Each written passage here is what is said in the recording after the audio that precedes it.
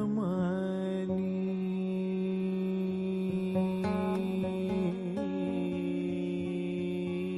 to the Parent Media Podcast with Mukunda and Vinit. Hey guys, welcome to the podcast. Welcome back to the podcast. Again, we're joined with Vinit here today. Hey Vinit, how are you? What's up? I'm good. How are you? Good. I'm doing well. It's been a few weeks since we've done our last one. I think that was actually even farther than a few weeks ago. It might have been 3 weeks ago. I was traveling for work, so I wasn't able to jump on the way I wanted to. But I'm back. And I think King Kong is out for a couple weeks or with some family stuff going on. But yeah, how are you? How's it? How's the heat? Heat is terrible. Heat is terrible. You could gauge that out just by looking at my, face, and it's full of sweat. And the last week has been terrible. I've been on a terrible month. I don't want this to be a therapy session, but yeah, just to answer your question, it's been heck of a month. I'm sorry, man. That sucks. But things will get better. Yeah, things will get better. I can feel it. Okay. And good that this is back. The podcast is back. We are discussing things. Yeah. Yeah. I think last session was heavy into the hermeneutics and exegesis. I know that's not necessarily where your interests lie completely, but what was your thoughts on that? Yeah, I enjoyed it. I mean, always a pleasure. I keep telling people whenever I'm with Zeno, I keep telling people that this guy is so eclectic. It's always a pleasure to hear from him things on hermeneutics, scriptures, and all that.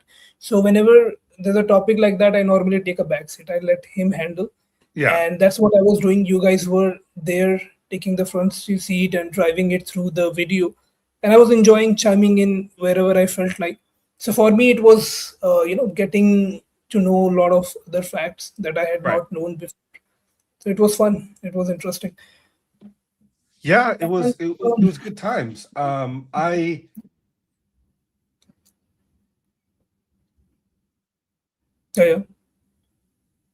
Yeah, absolutely. Sorry, I was just sharing this stuff on the various podcasts. I mean, on the interwebs. No issues.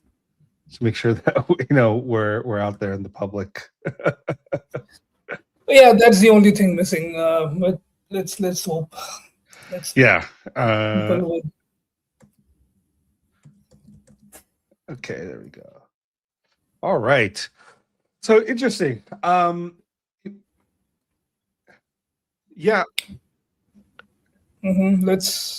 So for today we have Samkhya and Yoga, right? Yeah, we have Samkhya and Yoga, which I think is going to be very important generally for all Indian thought, right? Absolutely. They're most philosophers in the Indian world would say somehow, in some shape, Samkhya is a basis for all other Indian thinking, whether it's in response to or in building off of Samkhya, right? So I think it's important for us to, when we engage in talking about Indian philosophy, to get into what Samkhya really is, and how it impacts and how it grows within the Indian philosophical framework. By the way, because many ways Buddhism, could be a response or built even off of Samkhya, right? At some level. So we'll have to see. I mean, we'll have a conversation on this because I think it's complex and most people don't fully understand it. They just kind of refer to it, but they don't understand what Samkhya is actually going on about. And I think it's important for us to maybe spend some time with it and kind of extricate it. There are some good books out there. Gary Larson has one. Michael Burley, which I'll bring up quite a bit, some of his stuff, or Mikhail Burley, because he takes a more phenomenological view of Samkhya and yoga than most traditionalists, right? Traditionalists will be very rational, realist kind of school of Samkhya and yoga. So just a quick point. So I had this. I mean, I know this guy is a very good friend of mine. He has wild non-dualist interpretation of Sankhya. He has a So, non-dualist. dualist interpretation. You mentioned phenomenological, and he's a radical non-dualist. He thinks that everyone, apart from him, has misunderstood Sankhya, and he's the first one to understand the non-dualism behind it. And basically, all these purushas and the dualities is basically phenomenological. That's what he concludes at the end. And he is knowledgeable. He's a good guy. He's a great guy. Someone who I discuss philosophy a lot with. But yeah, I mean, a lot of people are coming up with different interpretations: phenomenological, non-dualist, and all. Which is interesting because you also have Bigyan the Bhikshu from the 16th century who comes up with his own concept of Samkhya Yoga in relationship to Vedanta, right? So we can discuss some of that, but I think it'll be more interesting in like, what are your thoughts on? Let's start at a very basic level. Do you think Sankhya and Yoga are connected or two separate systems? I think this is a interesting point. Some people argue because the Shat Darshanas, right? You have Sankhya, Yoga, Mimamsa, Nyaya, Vedanta. Those are your 6 darshanas. Now, some people view them as sequential or some sort of like grouped together. Other people view them as different darshanas. How do you see Sankhya Yoga?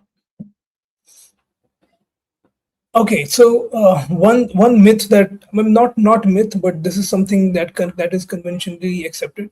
So if you're writing as an academic, you wanna write also as a historian. So you wanna see chronologically which school precedes which other schools, right? So you wanna go as in a linear direction. So Sankhya first, and then Yoga, and then Nyaya, and then Buddhism, and so on and so on. So a lot of time people, I mean, you can take this from the Buddhist texts themselves, that when Buddha was around, Sankhya was already existing. So he was responding to the Sankhyans in a lot of ways. And a lot of people would also agree that early schools of Buddhism were influenced by the Sankhyans. So if you want to see it in that way, then you could say that, okay, fine, there is a chronology. Sankhya comes first, then followed with maybe Yoga or Nyaya and all that. But I would like to pitch more traditional and a more, how should I say, a more transcendental, like a view that kind of does not necessarily see these philosophies chronologically. Yeah. So what that means is all of these philosophies have always existed, and yoga is as old as Sankhya. Sankhya is as old as yoga. Nyaya is as old as the other two, and Buddhism and Jainism, all of them join the club. Meaning, if for once if you step out of academia or academic lens, then the question of which one is derived from the other doesn't have that bite in it left anymore. But if you want to still approach it from the academic lens, then we can say, because Patanjali adds something. I mean, academic consensus does, correct me on this, but what I have read, academic consensus does put yoga after Sankhya, because Patanjali is bringing something new that the Sankhyans did not have, which is practical side of philosophy. So Sankhya's liberation, the entire idea of liberation is disentanglement of Purusha from the Prakriti, but it does not go into practicality of it. How do you do that? What is the method to do that? And that's where you see Patanjali coming up with his Yoga Sutras and expounding on the ways, and that evolves into yoga, the system of yoga, where you have asanas, niyam, and all that, pranayam, right? So you have to meditate, you have to do nididhyas, and you have to do pratihara, you have to do brahmacharya, and all that. So this is not something you see emphasized by the Sankhyans, because they are more on the metaphysics or the epistemological side of it, the practical side of it, because yoga's epistemology, its metaphysics, is 99% Sankhya. 99%.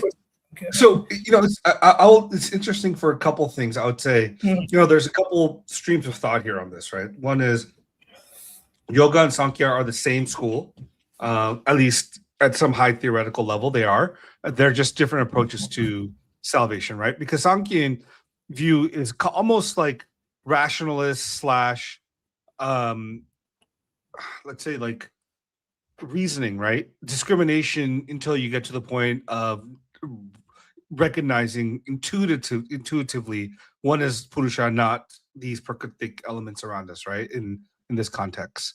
Um, Absolutely. so some people view Sankhya as that, right? As only the intellectual flavor, and then like the which does lead to Kaivalya, right? Which is a different sort of because we get into we'll see the purpose of what a Purusha is discussed in Sankhya Karika, right?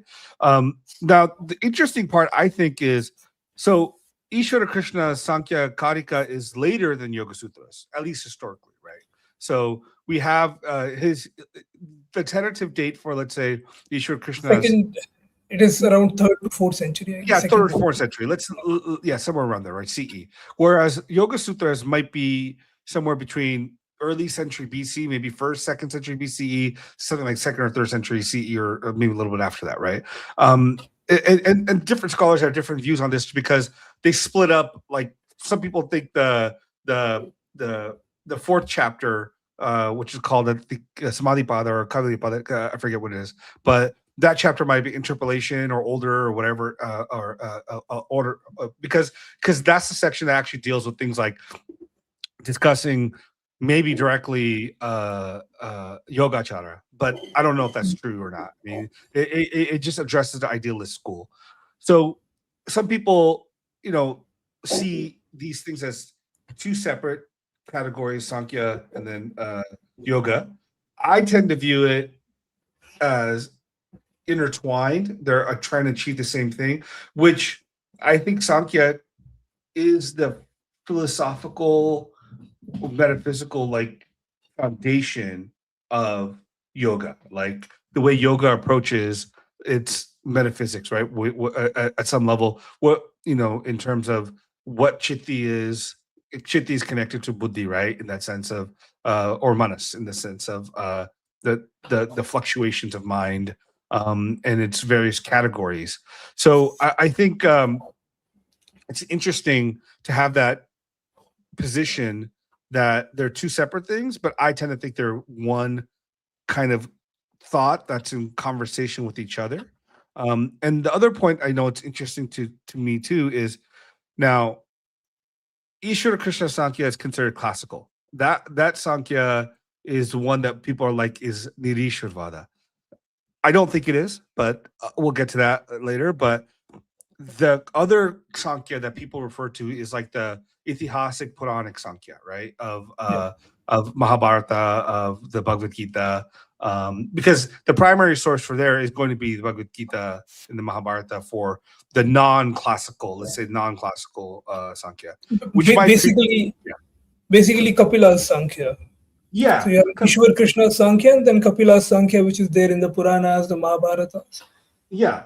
So it's interesting because I would say a couple things. The Upanishads themselves uh, have a reference to Sankhya. Kathopanishad has a clear understanding of Sankhya because I think it's. Now I have a quote here that I took from Michael Burley's book, by the way, which is Kathopanishad chapter. 1, 3, verses 10 through 11. It says this is his position on the earliest position of Sankhya. What it says is beyond the sense capacities, which is indriyas, are the objects, the arthas, and beyond those objects is mentation, which is manas. Behind mentation or manas is discernment, buddhi, and beyond discernment is the great self, atman mahat, right? Beyond the great self is the unmanifest, avyakta. Beyond the unmanifest is the self, purusha. Beyond the self, there is nothing. That is a destination. That is the highest goal, the paragati. So Kathopanishad itself has reference to what seems to be, at some level, when you just look at it, the outlines of the Sankhyan world, right? Which would go to indicate that this is pre-Buddhist, right? These ideas are definitely pre-Buddhist. Yeah. Do you have any thoughts?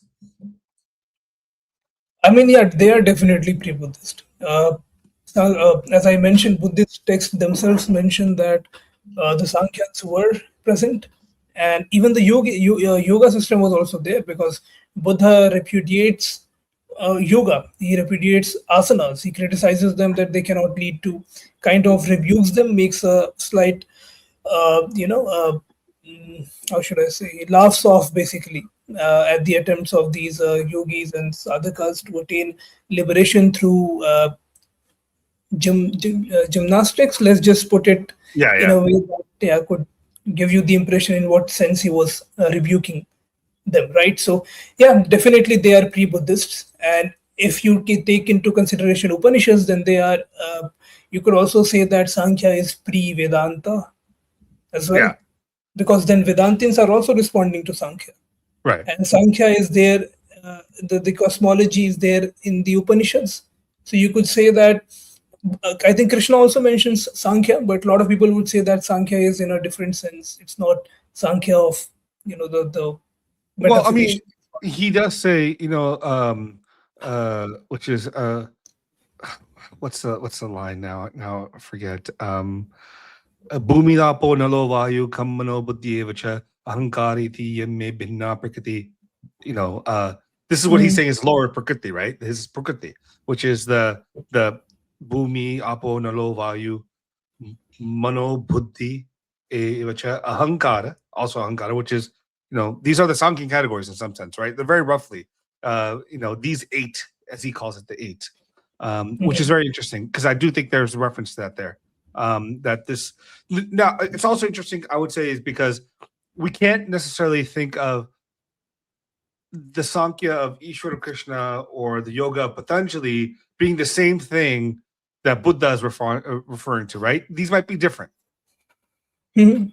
Uh, they are different. I mean, the Sankhya that Krishna is mentioning is definitely not the Sankhya. I feel this is not the Sankhya of the philosophy that we are discussing, Yeah. because he mentions Sankhya in a sense of, let's say, knowledge, right? The knowledge of But that's what Atman. Sankhya is, right? At the core, that's the concept of Sankhya. Sankhya means to count, or it's the counting of things, right? So it's interesting, because I think we want to consider the philosophical aspect. The Ishvara Krishna has to be distinct and separate from like these other ones. Like, for example, Ahir Buddhina Samhita also has what's known as the Shashti Tantra, which means 80, 60, the which is Sankhya, right? This is Sankhya, I hear Buddha Samhita, which might predate, by the way, Ishvara Krishna Sankhya.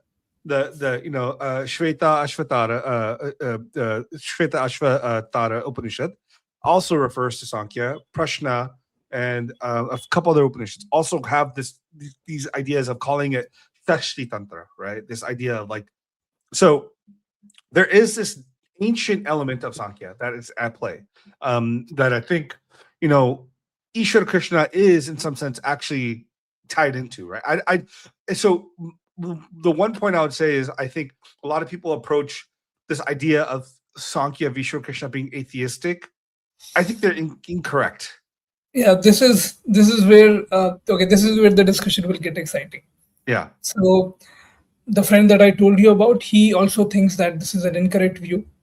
And on the other hand, I still hold that, uh, given the vast amount of literature that has come after Ishwar Krishna, where the proponents of Sankhya have tried to argue against Vedantins, against the Vedanta theology, and basically have attempted to argue that Prakriti is sufficient as a metaphysical principle to explain the creation. Kind of, I can see that, like, it is leaning towards atheism. Okay. We'll have a good discussion on this. What do So you? yeah, I mean, we can a couple ways to do this. We can first go through Sankhya and Yeah. kind of explain it, and then discuss atheism afterwards, or we can discuss atheism and go through the Sankhya. But I feel like if we do the latter, then like people won't be as interested in recognizing what Sankhya is. Yeah. So okay, let's go with Sankhya, explaining Sankhya, understanding Sankhya, and then we can, while before wrapping it up, we can take this whether it is Yeah. atheistic or theistic. So let me see. I think I should have an image somewhere of Sankhya because let me see here. I have it here. Okay. I can pull this. Yeah. Okay. So Sankhya has what they would call, let's say, 27 or 25 tattvas, right? So I'm going to share this real quick and then we will show everyone how this works. Okay. Share screen.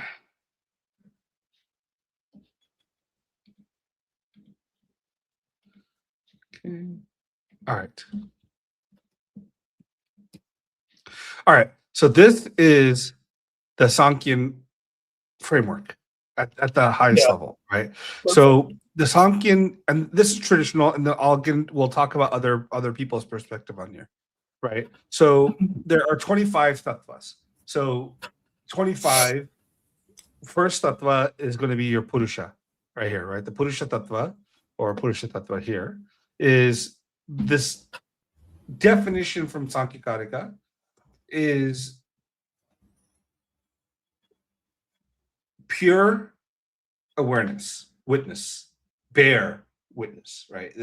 This consciousness. So the idea of soul, I think, is not correct here. It just bear witness in some sense, right? And the purpose of a purusha is twofold, which in the Karika also explains, which is it has boga, which means it can experience things, right? And secondly, it's kaivalya. Its nature is the experience of oneself or awareness of oneself separate. And the kaivalya here means aloneness in relation to prakriti, right? And then so Mm. this idea would be that the purusha itself is utterly separate from prakriti, has no actual connection to prakriti, but can enjoy prakriti. That's the boga nature, right? That's the yeah, and that's also establishes the dualism. Like that Right. establishes the Sankhya is a dualistic school of thought. It accepts Purusha and Prakriti, both of them at the same time, as two fundamental ontological principles or reality, Right. and they are non-reducible to each other. This is Correct. yeah. Well, And this is then very important because there are people, as you mentioned, as I mentioned, who are trying to give Sankhya a phenomenological. I'm up for all different sort of interpretations, but this is like those guys with you would have once in some years or months, and once in some often these guys who would come up and say that, oh, Wittgenstein, you know what? I think all of them have got Wittgenstein wrong. I have the correct interpretation, or Kant. I have the correct interpretation. So this is what people also are trying to do with Sankhya, which I think is not. Yeah, it's going to fall flat because it is clearly a dualistic system, right at the very start. yeah, but remember, dualism could still be phenomenological. It doesn't necessarily require that it be monist, right? Phenomenology, you can have this Hmm, hmm, dualism of experience and that which is experienced, experiencer and hmm, that which is experienced, that's inherent to the nature of experience, right? Because phenomenology is just simply about the nature of experience. So you can have two Yeah, I separate understand. things within the nature that are separate, ultimately separate, but they are are the process together, right? So I mean, we'll get to that, but okay. So we have Purusha, that's fundamental and irreducible consciousness, singular that enjoys. Now, what does it enjoy, or what can it enjoy? Prakriti. Prakriti here can be. They use multiple terms like prakriti is one word, mula prakriti, pradhana. Also, they call it avyakta. These are all terms in reference to mula prakriti. What mula prakriti possesses is it's a term also referred to the balanced state, which like it says here, between the three gunas, sattva, rajo, tamo. So a lot of times the idea they use three gunas in reference to mula prakriti, the nature of mula prakriti. So Mula Prakriti here, or Prakriti, well, I'll just use that, should not be viewed as material, not or substance in a material way. Because as we get down, there are categories here of things that are non-material, but have reality and are evolutes of Prakriti, right? For example, this idea within Sankhya is Prakriti is balanced. It's a state of, let's say, non-flux. But at some point or multiple points, the Purusha observes Prakriti. And I don't want to use I don't think we should think about it spatially necessarily, but let's say she becomes aware of Prakriti. In that awareness of Prakriti, Prakriti fluctuates. The Sattva Rajotama will become unbalanced. And in that imbalance, the universe issues out. And that issue out of the first stage is going to become Mahat. So Purusha at this point of observing Prakriti somehow becomes focused. Its awareness becomes focused on Prakriti.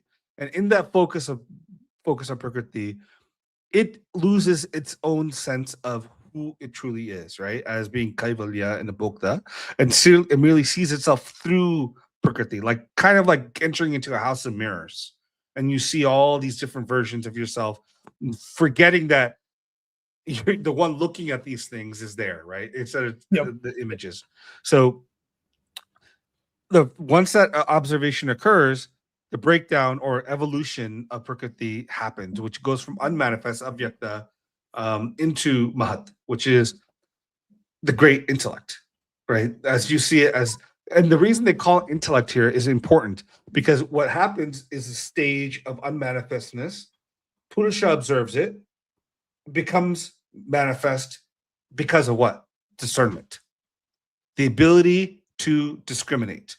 What has been one whole becomes multiple things because you start seeing the differences. And this buddhi intellect, go ahead, Vinit. Yeah, just a quick point. So, as you mentioned, a lot of people would try to draw parallels and try to explain Sankhya in Western terminology, and they would call Prakriti as matter. Yeah. Or cosmic matter or stuff like that. So, primordial matter. That would not work. The reason, as you mentioned, there are a lot of things that evolve from Prakriti, from Mula Prakriti, that would not go well with the classical understanding of matter. So, Mahat, intellect, which does the act of discernment, that is something which Westerners would not accept as something that would evolve out of matter. That's not possible for them because discernment is an act of something that is conscious, right? So this is why you cannot call it as material. Prakriti or whatever that is evolving of Prakriti is not crude matter, in Right. sense how physics understand. Yeah, I mean, so in some sense, like someone like Descartes refers to, thought and extension, right? So what he would call extension would be, I mean, people would want to make it to be Prakriti, but I don't think it is at all. Because for a couple of reasons. Again, like I said earlier, Prakriti has within its nature things that aren't necessarily material substance, right? In the same way. Like what is intellect? Is that a material thing? And now we talk about intellect here. It refers to two, in some sense, two elements of one's inherent ability to think and discern, but also at a larger level, because this is where the Purusha is considered. So, I mean, when you say Purusha here, consciousness, singular consciousness, its ability to discern there, right? To create this world of experience. And then from Mahat, because the discernment occurs, the first thing that what happens in discernment is ahankara, knowing, ego, oneself, right?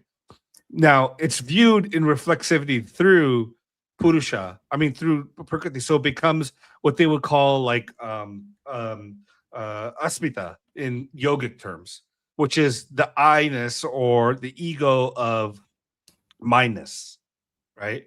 Which is my experience. This is my. And that sense of ahankara is what is in reference to here. Do you have thoughts here, Vinith? Oh no, yeah, I totally agree with this. Just to emphasize again on that particular point, so you have ahankara. Ahankara is again a sense of identity where you are consciously identifying with something. Again, this all of these evolutes that are coming from Prakriti, they rule out any, how should I put it, any quote unquote modern physicists lens of seeing matter. So you can call, you could say that matter is something that, you can say that Sankhyan Prakriti subsumes the modern understanding of matter. So matter itself is a latter evolute, which we would see, which evolves out of the Mula Prakriti. So you Right. cannot call. So if you have to qualitatively uh, categorize Prakriti, it's very hard. You can't. You cannot. You could say it is unconscious, but you can't categorize it as material. Right? It's kind of trans material. What is it? We don't know. But definitely, it is not just matter. It's something more than matter. Right. Right. And I think that's why some people use terms like primordial matter. Um, Primordial matter. or, but I think the better term is just leave it as Prakriti. Right. Yeah, just leave it as Prakriti. Some things are untransferable. Yeah. And so from this stage of ahankara, of this sense of, or asmita as minus, then you get to this idea of manas, in which the mental activities occur. And this level of mental activity, what it means is, before you even experience the world, you have to have mental states of the world, right? You have to know one's own self. Like even before, let's say a baby recognizes something as a thing, it has that thing playing in its realm of experience of the mind. So the mind occurs, right? And from that, all this is where it gets interesting. All these other ideas, right? So you have the five sense indriyas or jnana indriyas. You have five karma indriyas, the tanmatras, the mahabhutas, right? These all are things that happen both in the mind, but now Sankhya will say outside the mind, right? Because whatever happens outside is then mediated through the mind, through and then experienced in consciousness, right?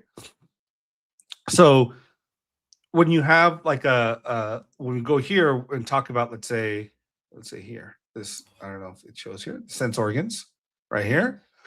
The sense organs, which is the eye, ear, nose, skin, and tongue, they have corresponding karmendriyas, right? For your eye, you have, what's vision, whereas, oh, actually, yeah, you should have vision here, so whatever. And then you have the corresponding mahabhutas and tanmatas, right? Here we go. So eye connects to form, right? Ear connects to sound, which also connects to, what they would say is akasha, because it moves through sound, right? Sound moves through through uh through Ether, space. Yeah, space. ether. Nose, which is then connected to smell, ganda, which is earth, right? So that's the connection. Vak, skin, is connected to touch, which is then connected to air. And tongue, which is taste, is connected to water. Now, fire is connected to the eye because the idea of light and that is playing there. And then you have the action indriyas, in which the body's able to work out in the world, right? How do you work out in the world? Hands, feet, speech, right? And then elimination here means, like your bodily refuse, Yeah. right? Sweat, mucus, feces, all that stuff. And procreation here refers to your, I guess your sperm, your semen, and the womanly stuff too on that side. So this entire philosophy is supposed to encapsulate how human beings, or any being in this matter, functions in the world, right? And experiences the world and knows the world, and know, or can know, whether the world is out there simply then rather than in here. Any thoughts, Vinit? No, I mean, this is pretty much a great explanation from your side, and this sums up the 24 elements and their evolution. Oh my God, we have King Kong with us. Hey, buddy, what's up? Is he What's there up? or How is are you? How are you guys? I'm sorry for the late joining. Was caught up with certain things. Oh, no problem. I Uh, didn't think you were going to join. I thought you have your family stuff, so hopefully you're doing okay. yeah, I will be here. Like let's say an hour or slightly more than it. I have time, so decided why not attend. Okay, And yeah, good. Well, now we good, can good, good. use your thoughts here as we get into this. Yes, But yes. Vinit's rule is no hermeneutics and no exegesis today. No, So not at all. I mean, we can go ahead cool. with that as well. No, But I no, just wanted to keep it around metaphysics. yeah, So we could discuss Sankhya's view of causation. We could discuss Sankhya's view of God right. and karma and all that thing. And we could also, I would pitch in some bit of my own criticism against Sankhya, which I have come up, dialectically, some loopholes. I would like to know your thoughts on that as well.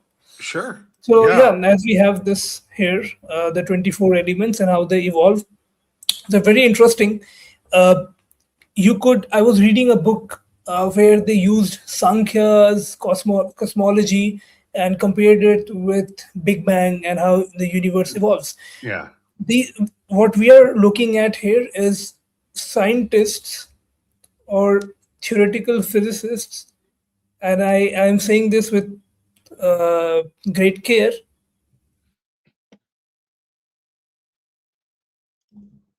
You froze up there in your great care. Vinit, hello? Kong, can you hear him? no, I can't hear him. He's frozen. Okay. Well, he'll probably come back. Okay. Vinit, you back? I think yeah, that was a glitch or maybe. Yeah. I was waiting for him to finish his point because it was with great care. Then it kind of cut off. Okay. While you wait for it to come back, anyone that's listening or watching, we decent, 40 some people. If you guys have questions or comments, please post them. Ideally, you guys can jump on through YouTube and do that. It's a little easier because I can see the comments here. Otherwise, I have to jump onto X on the other page here and look at any comments. By the way, if you guys want to come up and we know we know you guys, tell me you want to come up and I can add you to the StreamYard stream. If you have questions, we can, or comments, or whatever you want to do, we can add you. You can speak directly to us instead of chatting back and forth. Yeah. Vinith, you back? Oh, here he's coming again to another channel here. I'm gonna move him here. Vinith, can you hear us? You back? Oh yeah, my Wi-Fi started playing up. I'm so sorry.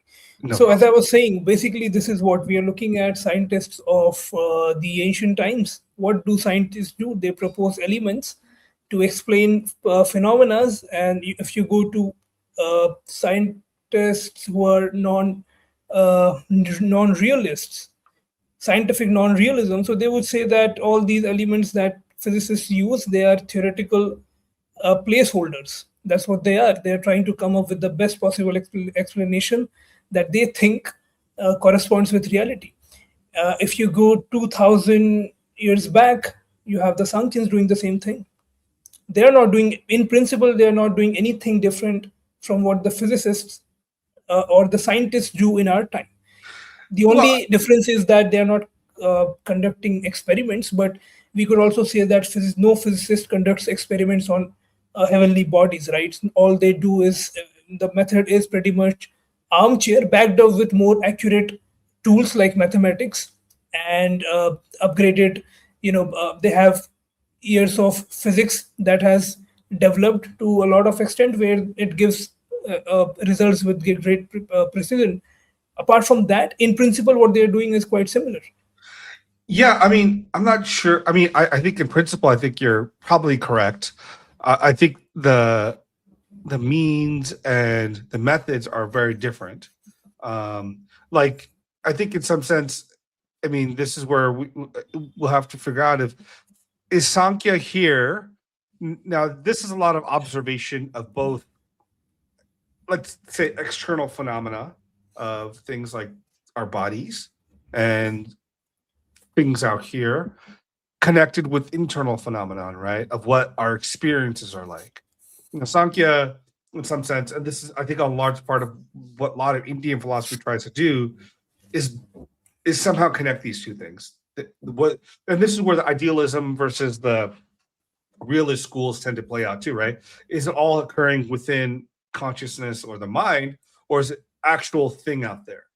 Now, I think traditional Sankhyans would take the view that there are things out there outside of my consciousness that exist outside my consciousness, and there's a let me share your image here, because I think that would help the epistemology here. Okay, we open that up. Let's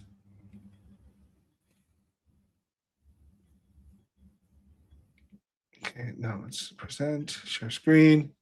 Sorry. Okay, so this, right? This is in some sense how it would work, right? You know, we already discussed our previous conversation around, or conversations around pramanas, but this is the realism that Sankhya is bringing to play here, right? There is an external view, the Vishaya, the thing that is to be known, right? That the term Vishaya means that which is to be known. Now, the sense impressions, and this is from things like we observe it, so we get some sort of impression from the tree into us, right? The Indriya grabs that information through, let's say, the image I showed earlier of like light hitting our eyes from the tree and whatever. So we have the sense impression from that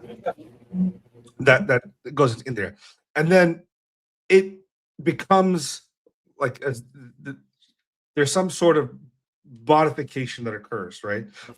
So this is where sometimes I think there's a discussion, and we can actually have this discussion here, which I think will be fair, which is when we're talking about Sankhya, is Sankhya a direct realism? Are we seeing the world as it is, or is it some sort of modification into our intellect, right? Or our manas that causes the world to appear the way it does, but it's not directly the direct experience of that. And then we'll hold that thought for a sec. And then what happens is, once we have that experience, there's an awareness of that experience, and then the final stage is that consciousness. So it's this flow of object to consciousness and that stream of how that occurs.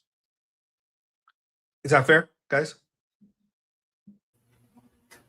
Oh yes, Sankhya is in direct realism, as you pointed that out, and that's very important to note here, because this separates Sankhya from other schools like Nyaya or other realist schools, which instead of accepting that the objects, they do interact with the sense directly, but the intellect or the consciousness does not directly apprehends the object. It apprehends the copy or the representation of the object in the chitta or the buddhi, right, or in the antahakaran, the psychic field, basically. So that's very important for Sankhya.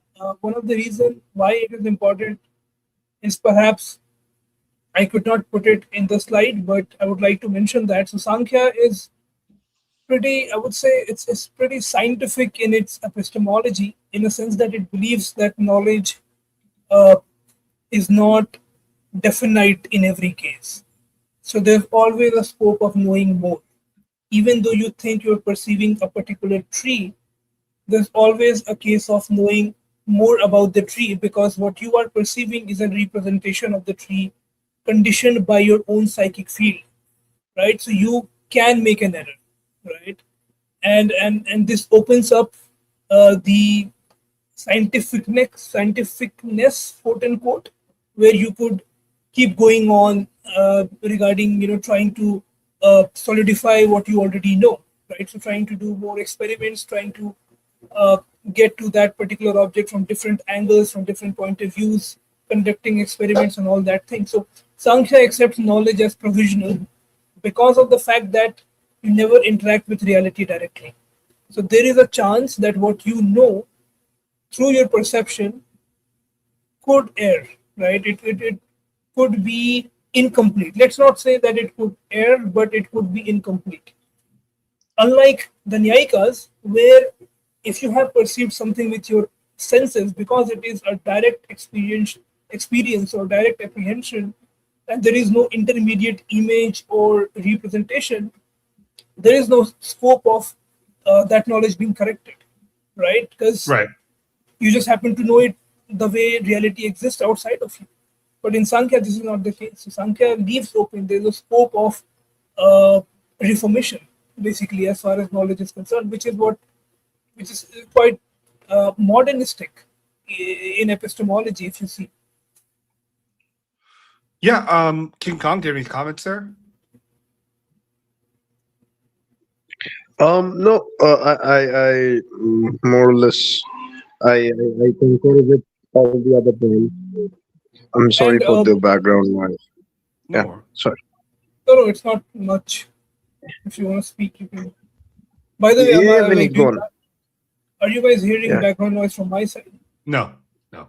Okay. So I'm saying now this is where the phenomenological interpretation comes into play. So someone could say that, and I guess this is what you were also mentioning. This is where the phenomenology, like it leaves open, uh, wider scope of someone sweeping the entire Sankhyan philosophy under phenomenological interpretation. Because if you are never directly in experience with the object, right? So if I have this phone in my hand and I'm not experiencing the phone directly, then whatever the experience of this phone that I'm having is conditioned uh, almost by my own psyche, by my own consciousness, right? Right. Uh, Consciousness, when it has reflected in the antakaran, nevertheless consciousness. So your consciousness, your mind, let's say mind, uh, plus consciousness together, they condition how you perceive reality, and that's phenomenology. So indirect realism opens the gate for easy phenomenological interpretation of Sankhya, although not non-dualist. So we can allow for a phenomenological interpretation, but not a non-dualist. Right. Okay. So I think, a scholar here. So here's a good question. And let's see what In the chance. Ratan Guja says. Do you think then that Samkhya has similar phenomenological stance as Madhyamika? What are your thoughts, Anit? Yeah. No. No. The reason is the Sankhyans are not denying that objects do not exist outside of consciousness, right? There are objects. This phone that I have in my hand, it does exist, even if I do not exist. Prakriti is an independent principle. It is an ontologically independent principle, meaning even if Purusha were not to exist, definitely Prakriti will not evolve. Fine. Prakriti will be always in that Samya Avastha, which it was in the beginning of the creation, but it will exist. It will not cease to exist. It's not like how dream objects are. When the dream ends, the object vanishes. When the Madhyamikas or the Vijnanvadi Buddhists, when they are talking about perception, they are talking about objects being constituted by consciousness. This is two different things. Object being conditioned by consciousness and object being constituted by consciousness. When the Madhyamika talks about phenomenology, it basically means that the object which you experience is kind of constituted or formed or thrown into reality by consciousness itself, right? So the entire being of the object or of the objective world is exhausted in consciousness, by consciousness, through consciousness. Sankhya is not saying that. Sankhya is saying consciousness or your mind conditions reality, but does not constitute reality. This would be my way of pointing out the subtle distinctions between Vajrayana Buddhism or the Madhyamika Buddhism or their epistemology from Samkhya epistemology. I would like to know your thoughts on this. Yeah, it's interesting because I tend to align with the realist school of thinking about of Sankhya, meaning like so Madhyamaka in some sense is I would agree with you in saying the idea that Madhyamaka is not making necessary claims about the world. It's not making external claims about the world, right? What it's making is a statement about epistemology. How can one know that thing is real or not? Because everything we do epistemologically is conceptual and based upon prior concepts and definitions, right? In some sense, which is the real big import, I think, of Madhyamika system, is at some level to say that it's not, I think, ultimately saying that there is no real world. I don't know if it's going that far, but I am saying it's saying that epistemologically we can't make that demarcation. But I think Samkhya, in some sense, is saying that even this, so traditional Sankhya is saying something of the nature is there is an external world. Yes, it's mediated through consciousness, or not technical consciousness, but through intellect and these prakritic elements, which Purusha at some level is observing that entire flow and process, right? So the phenomenological aspect for Sankhya would be much more in the nature of saying that this external world comes to us through this internal appearance and form, but it doesn't mean necessarily that the external world has no substance, so to say.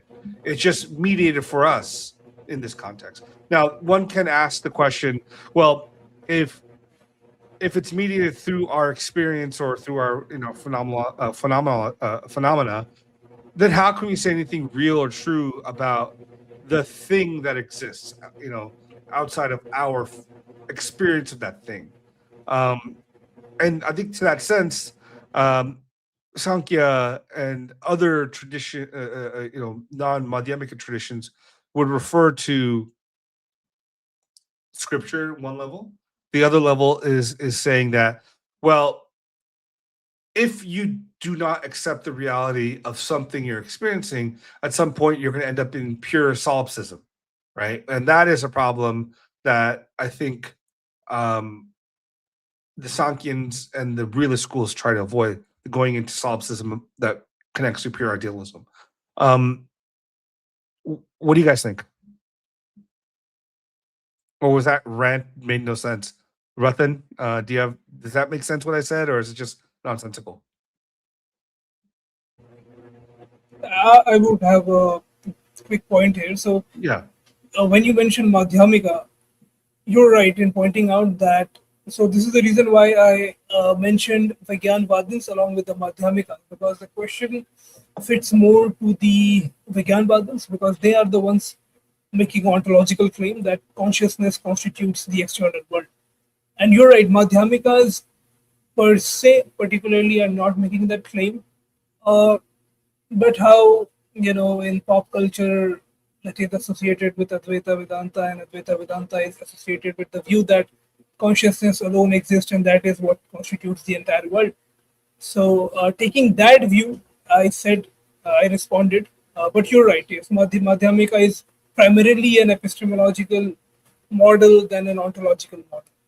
It is actually the Vijnanvadin school or the subjective idealist school of Buddhism, the school of Vasubandhu, which makes the claim that there is no external world and that consciousness or phenomenology is the correct model, basically. Right. And as you pointed out, against them, there is a threat of solipsism. That's why the realists they stand off from that view. Yeah, and on that point, I just want to share, Michael Mikhail Burley, which I hope to have on the podcast sometime soon.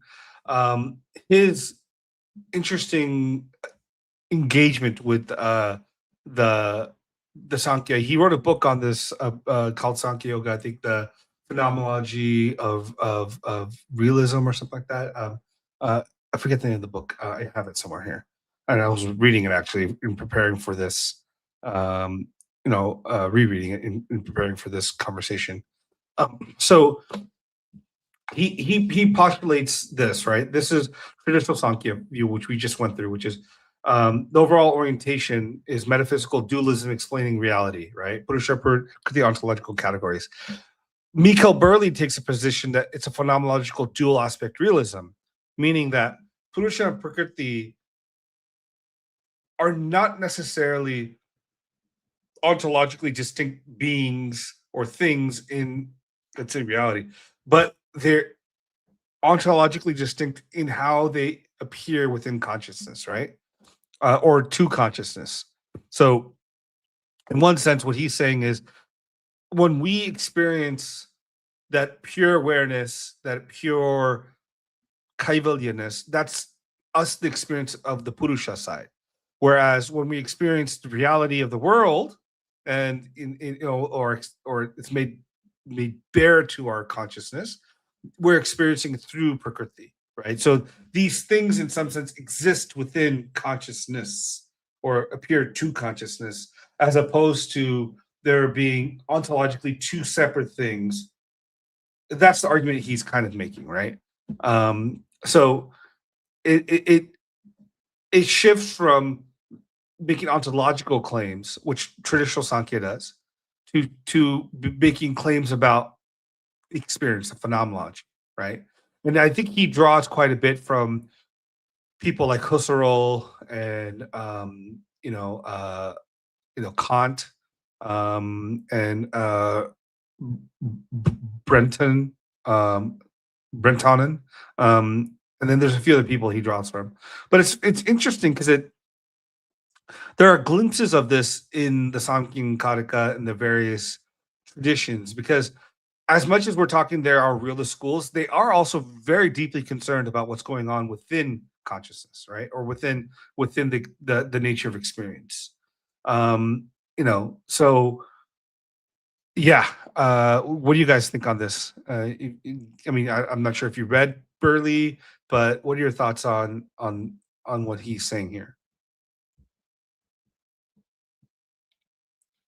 Beneath King Kong? Uh, yeah, am I audible? Yeah. So, I sometimes think that I think due to the sake of brevity and keeping things as the way they are, Samkhya keeps the twofold structure of reality. What if there was just only Purushas who were having these impressions? No external like scaffolding to which the experiences would refer to, right? So something more idealistic in a antient way, Right. right? I mean, it's just something like Yogachara at its like full blown sense. But I think the Sankhyans would retort that uh, as the nature of Prakriti Jara is different from Chaitanya, therefore it can't be reduced to the other. So it must be two different independent these fundamental realities that are interacting rather than Jara being like mental phenomena only and only. Yeah. I think that's a fair point, right? Because the idea of Jara just being mental activity, there's a sense of anathema to it, right? Would that be fair?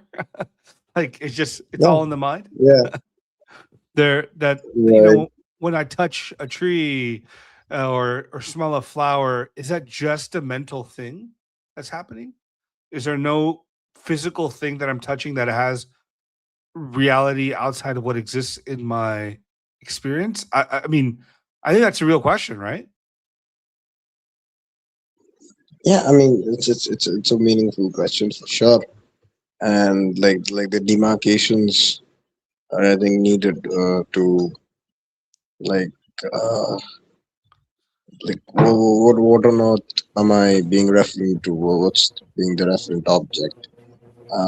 Is my emotional content, qualitative content, like matter, like it's non-intelligent, subtle matter, but I who's experiencing it is like somehow just different. It's kind of, yeah, and a lot of time it does run counter to your intuitions when you realize that intelligence over here in this model is also like it's a process that Prakriti does, than consciousness itself kind of doing it, so to speak. It happens in the screen of consciousness per se, sure, but other than that, it's like a Prakritic, um, working. Right. King, Vinith, what are your thoughts? Um, I'm so sorry, my Wi-Fi just started playing up again. If you could give me a recap of what we just discussed in the last 1 minute. Oh, we're just discussing Burley's interpretation versus the traditional view of this idea that Purusha and Prakriti don't fundamentally exist in, or well, not that he's saying they don't exist. He's saying the way Samkhya conceives of it is two aspects of consciousness, meaning and when we experience the quote unquote external, that's Prakritic. When you experience the nature of the self, that's purely Purusha. So these are what appears in consciousness, not necessarily ontological categories. Uh, yeah, so that's the phenomenological interpretation, correct? Right. Um, I mean, as I said, I'm up for having different interpretations of these traditions and philosophies, but I sometimes think that we end up stretching a lot. So I would side up with the traditional Sankhyan view, how it Okay. has been presented. My I would disagree with this interpretation, with all due respect, because I feel Sankhya is not saying that Purusha or Prakriti are an emergent of some higher or overarching consciousness, Right. or that they are subassumed within one consciousness, because then that basically strips off the dualism for which Sankhya, since its inception, has been going tooth and nail with other philosophies. And you could say that partly this response of mine is influenced by my own commitment to dualism. You Mm-hmm. could say that, but I feel if you look up the texts which were used, uh, not used, but which spawned against the phenomenological interpretations of Vedantins, if Sankhyans were phenomenologists, they would not have gone against someone, let's say Shankara, or Shankara would not have gone against Sankhya. The very reason he goes against Sankhya is because it is dualistic, because it says that Prakriti cannot be reduced to Purusha, Purusha cannot be reduced to Prakriti. They are two separate or independent entities. However, they interact with each other. The interaction does exist, and the entire counter to Sankhya from these Vedantins was explain the interaction. If you Right. bring in this one consciousness, then the entire debate that has gone for past 1,000 years, let's say, or the first 1,000 years, right, first millennium itself, would have to be put under the carpet or would have to be ignored altogether, because the entire discussion was against the alleged dualism of Sankhya.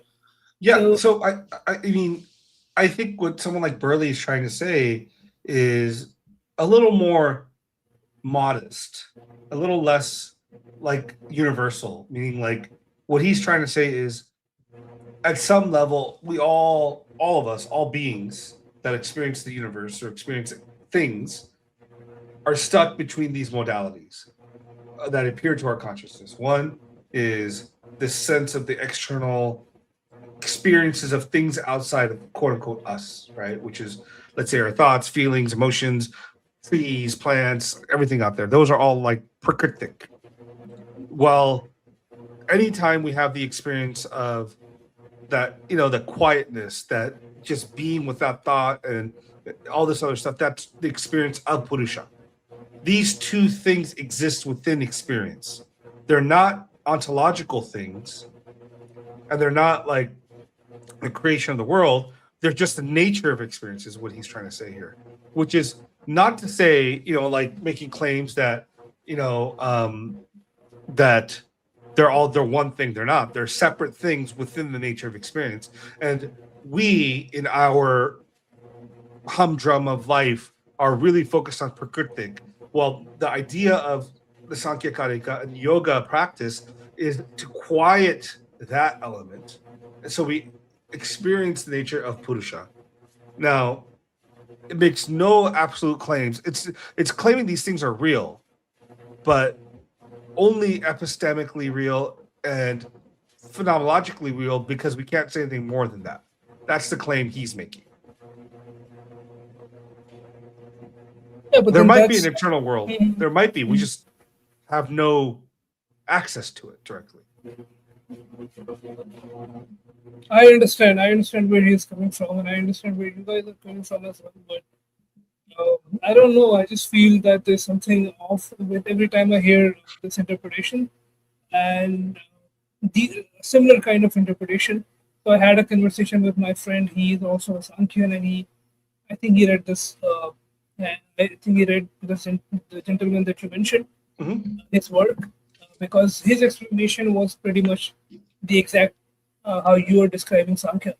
And the disagreement that I had was, so revisionism is a thing in history, right? Sure. King Kong is from history department, he would know, where you challenge accepted conventional conventions about historical figures, their place of birth, and the entire narrative around them. But in philosophy, when there is already a tradition which exists and it is has solidified itself against other schools, and there's a text of debate that has gone between two schools, and one of the participants is the one that we are having a discussion about. So all you need to do is to look at what kind of arguments they were making. If at all there was uh, this kind of view that was there, somebody would have gazed that out and would have made an argument uh, in that vein. But we don't see that happening, and that's the reason why I feel when you try to revise, when you try to bring forward an interpretation that is completely not founded in its history of the school, then you're bringing something totally new, which is alien, right, to the school and the tradition. And this is why I am very wary of these revisionism that is done by scholars. I feel there's no need for it, but I also understand where they're coming from. Science has advanced, philosophy has advanced, and everybody is becoming phenomenologists these days. You have Bernardo Kastrup, you have Deepak Chopra, you have serious scholars as well. Not to say that they are not serious scholars, who Right. are also uh, leaning towards that interpretation where reality is to be defined by appealing to this overarching consciousness, right?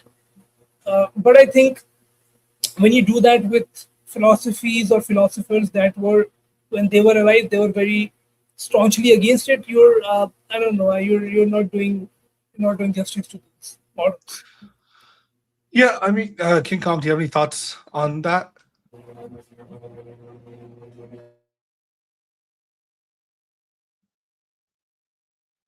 Okay, maybe not. Yeah, I mean, look, I think there's something to be said about that. The traditional view on this is pretty well known, understood, and has been engaged with. Now, playing devil's advocate and maybe even accepting something that Burley's saying here, which is, I think a lot of these traditional commentators and people that discuss Sankhya bring up some of these points, by the way, like about the nature of the phenomenological experience of Purusha Prakriti, right? And maybe even some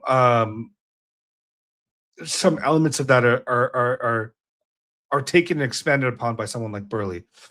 I am not quite yet sure how correct he is. I do think there's some truth to what's going on here. Now, I tend to accept much of the Sankhyan position of the realism of the world out there, that it's not merely my experience of within consciousness, even though it is within consciousness. There's something real out there that I am interacting with, that my senses tell me something about, not merely give me experience of, but something substantive that I can know, right? Whereas the phenomenological view tends to take generally the idea that you're not knowing a thing, but knowing the experience. And that's where I think I'm not sure completely yet if where I sit there. And I'm not sure if I'll ever get, because I think they both have strong positions. But let me add. So, Ratan Guja's next question says he's been reading studies written and thought by a TRV Murthy. He clearly says that he agrees with what you're saying. I guess what I'm saying. Murthy argued that Madhyamika is not another metaphysical system competing with Sankhya. Rather, it's a critique of all metaphysical positions that claim to describe ultimate reality in terms of fixed categories of substances. In his words, Nagarjuna employs a dialectical method to reveal the contradictions that arise whenever reason attempts to absolutize conceptual distinctions. Okay, I think that's fair and true.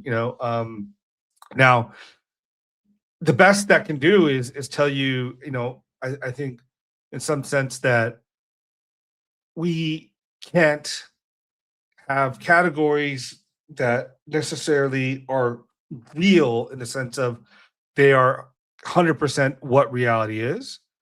But at the same point, like the question would arise is, these conceptual categories have some truth to them. They're useful. They allow us to function. Are they ultimately true? In some sense they are, in some sense they're not. I mean, it's like saying, is it true that all roses are red? Well, it's not true that all roses are red, but it is true that all roses have color. So in that sense, if you're using red as a reference point for the idea of color, then you're true, it's correct. But if you're saying it has to be red, then probably not. So in my sense of this is, the Madhyamika system overstates its claims, because later on, Nagarjuna has to construct his own system. And when he does so, he falls into the same kind of traps that everyone else falls into, right? Even though he puts the asterisk up on top saying this is all just only conventional reality, not ultimate reality. But yeah, what are your thoughts on this? And then we can move on from this. If anyone else has any questions or comments about what we discussed in terms of the realist understanding of Samkhya versus the phenomenological understanding of Samkhya, jump on in. We can now, we'll give it a minute or two. If not, then we'll jump over to the next exciting thing, which is it atheistic? Oh yeah, we need to discuss that. That is exciting. That would hold a lot of polarizing views, and I know a lot of people who would say that Sankhya, even the classical Sankhya, the Sankhya of Ishwar Krishna, is theistic. And Mukunda, you would say that? I would say he's not atheist. Atheist. So I don't know if he cares about Ishvara in the same sense that, because, and we'll get, I mean, we could talk about it now if you want to. We can just jump into it. We'll get into it. I think Okay. we should discuss other tenets, like we could go into Satyavad, the causation view. That's also very interesting, very important, and Yeah. central to Sankhya's entire metaphysics. Or we could discuss I think we discussed the epistemology, right? We About- just discussed the epistemology. Yeah, well, we kind of did. I mean, the epistemology goes back to what we discussed in the previous episodes, which would be like pratyaksha, anumana, shabda, right? Like these things are the means. Again, Sankhya gives these as the means of knowing Purusha and these Prakriti and Okay, these just categories. just to a quick comment on the, just to sum off, wind up the epistemology, and then we could move on. Yeah. So just to sum up how perception takes place for the Sankhyans, whenever you look at an object, your senses do interact with the object, but you are not perceiving the object itself as it exists in external world. Rather, a representation is created, a vritti is created in your intellect, in your buddhi, and here's the interesting thing: what happens, how it is transferred back to Purusha. So that buddhi. Okay, let me start from the beginning. The buddhi, or the entire antahkaran, is jada. It is non-conscious. Right. How does it become capable of discernment? How does it become capable of memorizing? How does it become capable of ahankaratva, or being able to identify that I am Vinit, I am not Mukunda? This happens when the light of consciousness, or Purusha, falls upon the entire psychic field, which is your antahkaran, and charges it up with its own powers, the powers of consciousness. So it kinds of makes a non-jada, which is inert in itself, which is non-conscious in itself, it makes it appear as if it is conscious, as if it has a consciousness of its own. And that's how the entire antahakarana comes alive. And then you have buddhi acting with its discernment due to the influence of sattva, and then you have ahankara, and then you have manas, and all of them are able to function because consciousness, or Purusha, sheds its light or reflects in the psychic field.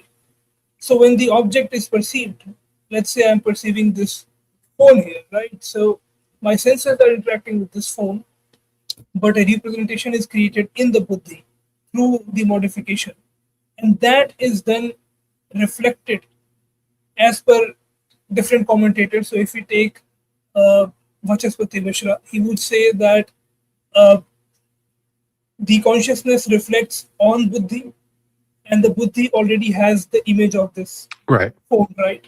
And that's how the reflected consciousness is what is experiencing this image, right? Right. So it is not Purusha itself, but Purusha through its reflection in the buddhi. That's Right. Vachaspati Mishra. Vigyan Bhikshu has a very he has a very different take. It's a wild take. He says, well, that's incomplete. So what happens? Purusha reflects in the buddhi, but then what is in the buddhi reflects back in Purusha. Right. There's a double reflection that is happening. Ultimately, Purusha is the witness, and Purusha would only witness when the content in the buddhi reflects back in Purusha. So first reflection occurs from Purusha's side. Purusha is reflected, it illuminates buddhi. Buddhi receives imprints through the sense impressions, and then the information that buddhi has gotten from sense impression is reflected back to Purusha, and that is how experience or cognition takes place. So that's pretty much. what would you say is the major difference between Vachaspati Mishra and Vijnana Bhikshu here? Because it appears to me, and tell me if I'm wrong, is Vachaspati Mishra's position seems almost, let's say, sterile. What I mean by that is, while the consciousness of Purusha reflects into the buddhi, and the buddhi interacts with the sense, the karmendriyas that interact with the tanmatras, right? And then it feeds back up. It stops at the buddhi level, and Purusha merely observes or witnesses that process. Whereas Vijnana Bhikshu's, it seems like, and maybe I'm incorrect, is that process takes that step further, where the buddhi, because it reflects back to Purusha, the Purusha experiences that thing, Experiences that, as opposed to merely witnessing it. Yes. I mean, in Vigyan Bhikshu's understanding, Purusha is more involved. And perhaps the reason why he's doing this, he thinks that unless and until the content which is there in the Jada because buddhi is essentially jada, Yeah. reflects back in Chetana, experience cannot take place. It does not suffice to say that Purusha has reflected its consciousness, or Purusha's consciousness is reflecting in Buddhi, and therefore that is sufficient for somehow experience to take place. He doesn't think it is sufficient because the experiencer, the witness, is Purusha. Until and unless the content reflects back into Purusha, how come the experience would take place? Because you can't, because I mean, my image being able to reflect in the mirror, you're basically saying that what is, there's a different me, my reflection in the mirror is experiencing something which is the content of that mirror. That's the view of Bhaktisiddhanta Mishra from Vigyan Bhikshu's lens, because that's similar, right? When you say that Purusha is reflected in Buddhi and that's how experience is taking place, the question still begs, who is experiencing it? Is the reflection of Purusha experiencing it or Buddhi experiencing it? So it is incomplete. The experience has to be the original Purusha, and that would only happen if the content reflects back to Purusha. Well, that's interesting because then that adds a couple of elements here, right? Because Vachaspati Mishra then preserves the fact that the Purusha itself is unchanged, unaffected, independent. Whereas Vijnana Bhikshus then has Purusha has to change, has to have some sort of a fluctuation within its nature based on that experience, right? Whereas, Great point. Yeah. so Great point. Absolutely. I think that's interesting because I don't know if I have to go back and look at Vijnana Bhikshu is, does he accept that Purusha is changeless, or does he consider Purusha to be some sort of level of dynamism? Now, the way to get around this, I would say, would be like Purusha has all experiences within him, and it's merely bringing out this experience, this reflexiveness. Now, that would not change. Very phenomenological. Yeah, it would not change the nature of Purusha. But that, I don't know. That's interesting. Because these Prakriti, by the way it's defined, is changing, right? It's dynamic. Where Purusha is usually defined as being static in some sense. Now, what does static mean? And that's another, like a waveless ocean. Is what's it saying? Is there waves underneath that we don't see, or is it just waves on top? I mean, there's no waves on top. It's just still water. But then you have external source of wind blowing on it, which would be Prakriti, I guess, that causes the waves to appear in that context, right? Yeah. What are you guys' thoughts on that? King Kong, you want to say something? He might not be here. That's fine. I mean, to me, that's very interesting that you mentioned. It's a great point because looks like that he has a whole lot of new explanations to give. Because if the content is getting reflected in Purusha, then is Purusha changing? And if Purusha is changing, then what do you do with the original tenet of Samkhya? So that could be perhaps the reason why Vachaspati Mishra and other commentators did not take that route. Because if it suffices to say that the reflection of consciousness in Antakarana is alone sufficient to create experience, then this, even though might look like not complete, but at least saves Purusha from changing, right? And that goes well with the overall Sankhyan view. But if you compare it with Vigyan Bhikshu's view, there's a threat that Purusha's unchanging, immutable nature could be compromised here. Right, which it's a similar play that Shankara has to make too. Yes, similar move, right? To keep Brahman from being changing, right? Where you have to keep the Nirguna Brahman being changeless, static, whatever. So you make all the change phenomenological occurring at the stage of only experience, not ontological, right? So that demarcation has to occur there too. Like, so Brahman doesn't have thoughts; he's merely thought. Yeah. Whereas Purusha, in this sense, doesn't have thoughts, but is a bokha. He gets to experience. He's a bokha. He can experience things, right? He can enjoy things, which then it goes to say, like, what does that enjoyment mean? Is that simply meaning awareness or experiencing, or does it actually mean Or I mean, does it mean witness? I don't know. I mean, that's where these terms make difference, right? To experience something doesn't necessarily mean if I experience it, does it change me? Does it require change, or is it merely saying I observe it? So this is where I personally have a hard time understanding, because things become very ambiguous, and uh, to the point that there's no answer that comes, basically. Because when you say Purusha is a bhokta, how can an unchanging entity be a bhokta? Or how can it be a bhokta when it does not have essentially any karmas? Because Purusha is not the doer, right? The doer is Right. manas, the doer is mind. So technically mind should be the bhokta. So all these questions, and why is Word bhokta can be an experiencer, right? In the sense of that experience can be simply my observation. I witness? You can witness, call it right?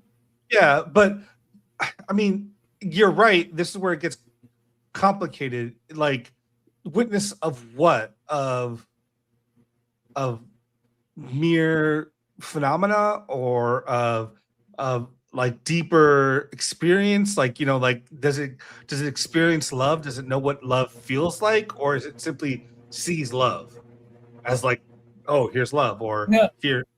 I mean, this is where it's interesting because I don't know what the answer here, what they're trying to say completely. Yeah, that's forever gonna be a mystery. Yeah. This happens with philosophies all the time. When you But I push, mean, but they here's the become. truth is also, but this isn't just philosophy, right? Yoga. This is a Yeah. practice, right? At some level, when like Kant can talk about philosophy, but these guys all talk about it, but did they have a practice that accompanied it? Or is it simply a mental like construct and building? Because at the core of the Indian traditions is not just the philosophy, right? That's important.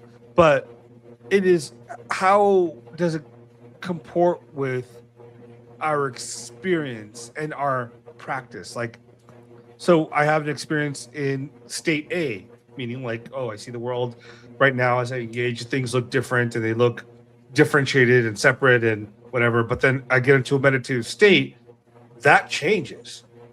Suddenly the world itself merges into oneness or whatever that experience is. Now, those two experiences are equally present to my consciousness, right? But what has the primacy here? Or does any of it have privacy? Or am I merely getting glimpses of reality from particular standpoints, and therefore it's not that it's incorrect; it's just not complete. So, do you get what I'm saying here? Like, so even this sense of like experiencing something, can be in a state of samadhi or deep meditation. you know you observe your thoughts, like, whereas before while you're engaged in the action, you don't see the separation between your thoughts and yourself. You just think you're your thoughts and you act that way. But you take a step back from a state of meditative focus or whatever it is, and your thoughts become thoughts, not you. You get what I'm saying here? Yeah, I do get it, and that's where. So a lot of times when I would have an argument with someone, let's say he's a spiritualist and he has been doing yoga, doing sadhana, and has been invested in all that. So I would always give them arguments that I don't understand what is this asampragyat samadhi or Yeah. nirvikalpa samadhi, because there is no subject, there is no object, and you're calling it samadhi and you're calling it some kind of experience.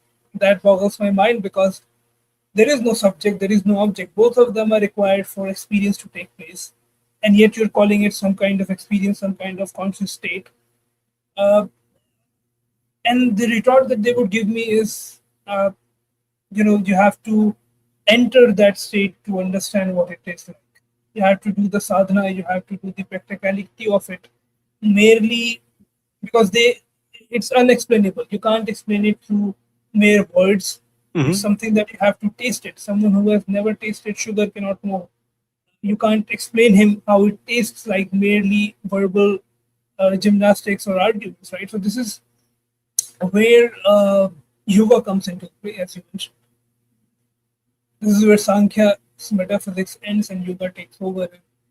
They would basically complete this quest of what Sankhya is trying to explain theoretically. They would give you that map of how to Yeah. navigate and experience it practically. Because let's say there's someone who's not able to understand it mentally, they'll say, okay, you're not able to understand it mentally. We have this manual. Try it out. Maybe you can experience it. And maybe after experience, you may be able to understand it better. Yeah. What is consciousness or how you attain that subject and objectness? Because to the mind, it does not make sense that there can be a state which doesn't have a subject or an object. This has always troubled me about Yeah. yoga or about these Vedanta. talks of Yeah. Vedanta, Advaita, or these talks of transcendental consciousness. So I've never been able to wrap my head around. But then I always leave that domain open where maybe experience can inform the intellect. Yeah, I mean, I think for me, there's an outer boundary of what I'm sure is the case. Like, for example, like to experience something, there must be some relational things. So it cannot just be bare, right? There must be some relational things. So whether or not it's you're experiencing your own consciousness, there must be something there's experience is always of something. It's never like of blandness. But everything outside of that, I think, is free. It's up for grabs in some sense, because I think they are conceptually limited, right? Like our mind. And again, this is why I think Sankhya is fascinating, is because Sankhya is presenting us this concept of mind buddhi being some sort of non-conscious thing that we are already limited by once consciousness enters into the realm, right? Like buddhi, ahankara, all these things limit us. They're like consciousness is ever expansive, but once these prakriti comes into play, it limits us. It narrows us down to the field of even experience itself. So even when I'm talking about experience generally, or even subject object, it's within the bounds of the mind, right? It's not necessarily that the mind itself is understanding reality completely. It's we're giving some frameworks for us to make sense of it. So I agree with you there. I think it's anyone that says necessarily that they have that complete answer here, I'm not sure if it makes sense to me. Real quick, so before we get into other parts, Ratan has next point, which is very interesting. This unchanging Purusha defined by Mishra is what evolved to the Brahman of the Vedantins. Can you guys please talk about the evolution of Sankhya into Vedic philosophy? So I don't think necessarily that this unchanging Purusha becomes Brahman, right? Because the way I approach this is, in some sense, the Upanishads themselves preserve these ideas, right, of Brahman, Purusha. Now, if you want to be really critical, I would say that you can look in the Upanishads and maybe Purusha is different from Brahman, is different from in different texts in different ways, or they're all talking about the same thing. I mean, this is where like hermeneutics of exegesis we won't get into, but like that is where it plays. But I don't think the Purusha of Sankhya becomes Advaitic Brahman. I think the Purusha and Brahman in the Vedas becomes these two traditions over time. Now, because of their interactions with each other, there's some element of building on it, right? Like Vedanta is, even historically speaking, a much later, or at least the Vedanta we have now, right, of Shankara and everyone past that, is later than Sankhya. So I think they accepted these things of Sankhya because some levels of Sankhya clearly exists in the Mahabharata, exists in the Vedic corpus. So they have to at some level accept that. So I think the Purusha Prakriti categories and its evolutes was so deeply enmeshed in philosophical and textual thinking that the Vedantins over time just accepted it, and then frankly Shankara pushes it to the Vyavaharic level, right? He considers it to be only apparently real, right? This is only apparently happening, but it's not really happening. Well, I would say in that context, the Sankhyan philosophy deeply influenced Vedantins, and they accepted it, and then just kind of did with it. That because interesting enough, Sankhya also is present in Tantra, right? Like whether you look at Abhinav Gupta's Tantra, or the Shaiva Siddhantas or Pancharatra or Vaikanasa, they all preserve some level of Sankhya here, right? And then they expanded the categories from 25 that Sankhya traditionally has to like 38 I think in some traditions of Krishna Shaivism, and Vaishnavism has like 36. Yeah, a quick question. So could you call, like, if you have to place or call any Indian among the Indian philosophy as the first philosophy, could you call Sankhya as the first philosophy? And by first philosophy, I do not just mean historically, chronologically, but principally. Like this is where philosophy has to start. Oh, that's interesting. I mean, because we don't see, remember, we don't see Nyaya in the Upanishads. In No. the texts, we see Sankhya. We see Yes. Sankhya all over. And we see Sankhya being carried on by other, as you mentioned, by Tantras, by Shaivism, Vaishnavism, Advaita, all these philosophies. yeah, I think it's because I would say it's a foundational philosophy. By that, what I mean is, at its core, it recognizes internal, external, in a way that almost many other traditions don't. Right? Like that's the fundamental play of Sankhya: is there is something internally happening within my consciousness, and there's also something outside here. What's the relationship between the two? And I think Sankhya is the first to try to lay it out, and everything afterwards is kind of a response to that. And by the way, I'm not here talking about Ishvara Krishna's Sankhya Karika. I'm just talking about Sankhya as like a philosophical, whatever, proto Sankhya, whatever you want to call it, like the core of that Sankhya, right?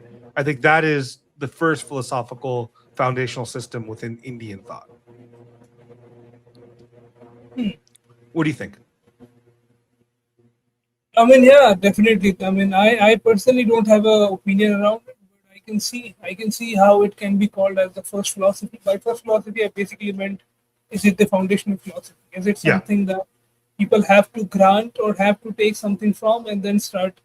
And you could say yes, because the traditions that existed after 10th century AD did not preserve the cosmology of the atomists, which is the Vaishishikas. They did not preserve the cosmology of the Nyayikas, but they preserve the cosmology of the Sankhyans, also because it is there, right? And in the Upanishads, the heart of Upanishad, the cosmology is Sankhya, right? It accepts the 24 tattvas and adds one more, which is Ishvara or Brahman, but preserves the 24 tattvas which Sankhya talks about. Yeah, I mean, I think that's absolutely correct scripturally for sure. But I think even from a philosophical perspective, I think the recognizing that somehow consciousness and not consciousness, as weird as to say, are fundamentally different is a pretty radical view of engaging with this, right? Because at some level, these other schools, like even Western, whatever, they don't really make much of the internal world, right? They're always talking about what's out here, and what knowledge of the mind is, not necessarily what consciousness is. I think this is the fundamental, like, real, the Indian thought. It's unique to Indian thought is the nature of consciousness is front and center of all the traditions. And secondly, I would say is like the first philosophy. Now that you asked, when you asked that question, now that I think about it, is maybe the philosophy of language was the first philosophy that even precedes Sankhya, because I think the Vedic ritual philosophy of recognizing that the hermeneutics and exegesis we talked about earlier, um, at some level might be earlier. But yeah, what do you think? I mean, for me, first philosophy would always be epistemology. Uh, I feel that's where Nyaya comes into play as well. And as we mentioned, that Sankhya can't be ignored. So, to the extent that philosophy, or Indian philosophies have indulged with epistemology, they could not ignore Nyaya's influence. So, this is, if we see it from this point of view, then you could see how it's not just Sankhya that people, the later philosophies are taking from, but it is Nyaya equally in a different domain, right? Hmm. Because they are not. If Sankhya provided other philosophies with the terminology for analyzing cosmos, Nyaya provided the same philosophies with the terminologies for analyzing dialectics. All Okay. these terminologies that they use, they come from Nyaya's work. The pramanas, the understanding of Vyapti, the five syllogisms, Sure. which you see in Indian philosophy and do not see in Western philosophy. So they are indebted to Nyaya for this. And when for their cosmological understanding, they are indebted to Sankhya. So it's like they dropped Nyaya's atomism and took Sankhya's cosmology and dropped Nyaya's uh, let's say Nyaya's. I mean, Nyaya itself is kind of, we could make an argument that when Nyaya indulges in epistemology, it is indebted to sorry, when Sankhya uh, indulges in epistemology, it is indebted to Nyaya. Yeah, I think that's fair. I think that's fair. So Yeah. King because Kong, you're about to say something real quick. Go ahead, King Kong. Yeah. So regarding the first philosophy, I think in the Indian context, some like a bit in between what you said, your idea of proto-grammatical schools or proto-grammatical thinking being like the scaffolding on which then the people of the civilization or of that culture learns to think through. So it's like the crucible that's needed kind of precedes like the ritual of the yajna and all of that, and Sankhya being the outflow of it. And then I sometimes think that maybe Sankhya itself is, or rather, it's not first in a temporal sense, but rather in the sense of broadening or studying the fundamental basis of reality, right? In a like a meta way, so to speak, right? You couldn't have done that without this, and I think Sankhya does fit that role where it's just about what things are and then how many things are there, right? At its very kind of basis of like Samkhya, right? Just count, kind of in a crude sense. So yeah, and it's also like first philosophy in the sense of it gives the bedrock and the like the Sankhyan unfolding of the cosmos, whether from a personal first person phenomenological view or in the sense of a literal deluge. It has been taken up by all schools of Vedanta and Tantra, right? And Buddhism and And Buddhism, right? yeah, they And all then yeah. I'm pretty sure it has left its mark also with Jainism and Sikhi that has these gunas and in some way or the form, whether in the dietary norms or you know their like day-to-day usage about different characteristics. Sankhya has kind of like permeated across, you know, the different schools.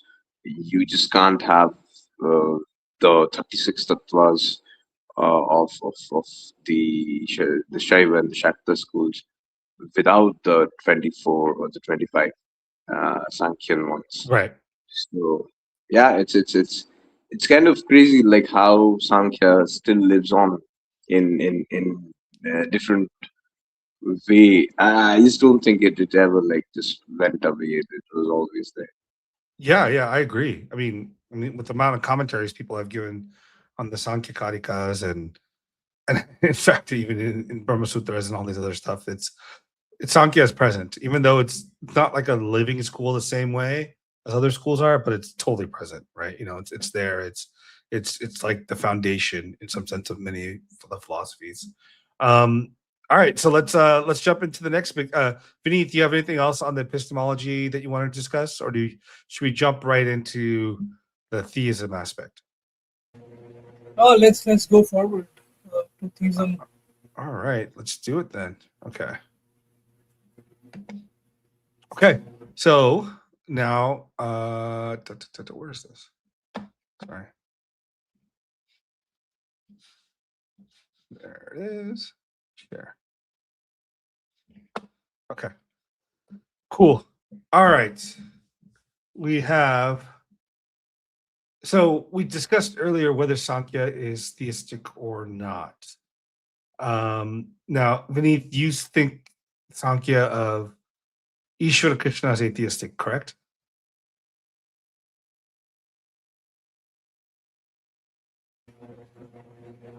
Yes, sir, 100%. Yep. All right. I feel it is atheistic, and the reason being, so like the argument people generally make is we don't see the denial of God. We see that God is not talked about in the foundational text. We see that God is not mentioned, but we don't see that they are saying God does not exist. So I often cite Samkhya Sutra, which is a 14th century text, which does categorically denies God, but that is not taken into consideration because it is a later text. Nevertheless, uh, you could see it as a continuation. And if you see it as a continuation, then you can see that a lot of the Sankhyan commentators, or it had become a commonplace view by the time of 14th century, where Sankhya was accepted as atheistic. But then there can be a counter argument that can be made because we see strands of theistic Sankhya within the classical Sankhya, not the Sankhya of Kapila or not the Sankhya of Shastras, but the Sankhya of uh, uh, Ishwar Krishna, where you see philosophers here and there within the Sankhya camp making an argument for Sankhya being non-theistic rather than atheistic. So I'm not able to recall the name of the philosopher, but he's from 7th to 8th century around that period, and he tries to interpret Sankhya as theistic. He says that there is a place for God in Sankhya, but God is not.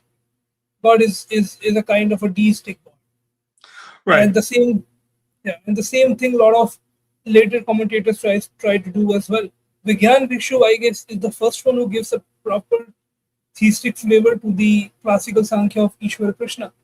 However, my reason for claiming that it is atheistic is because of these arguments. The arguments like these that are present, and the arguments from evil, and the argument uh, from causation. This one is from causation, and other arguments.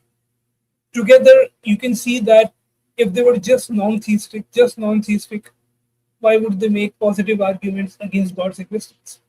If there are these arguments that kind of show that they were maybe atheistic and not just non-theistic. So I'll push back here because I think, again, I take the yoga Sankhya school to be one kind of school, right?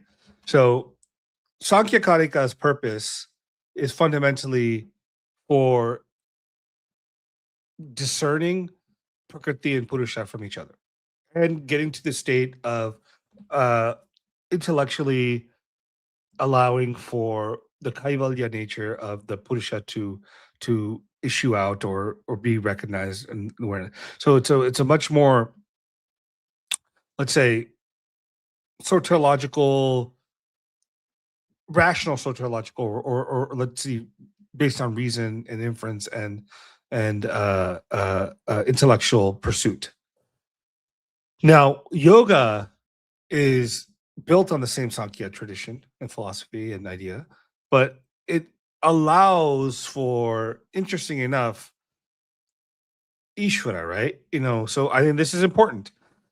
What does yoga define Ishvara as? Ishvara, or God in this context, is a Purusha Vishesha. It's a unique Purusha. It's not another class of being. So it's not like the sense of Brahman as being Brahman, Jiva, Jagat.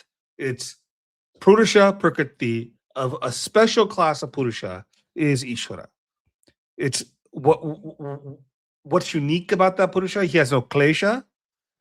He's eternally transcendent and pure. He's never been under the auspices of Prakriti. He exists outside the reflective nature of Prakriti. And then they also call him, original guru, the first guru to all the prior Sankhya Yoga rishis and so on, right? So, given that, there's no reason for the Sankhya Karika to discuss Purusha or Ishvara as a special type of Purusha because they're not concerned with that. Whereas Yoga Sutras are concerned with Ishvara because they have a special way out, right? Ishvara Pranidhana, right?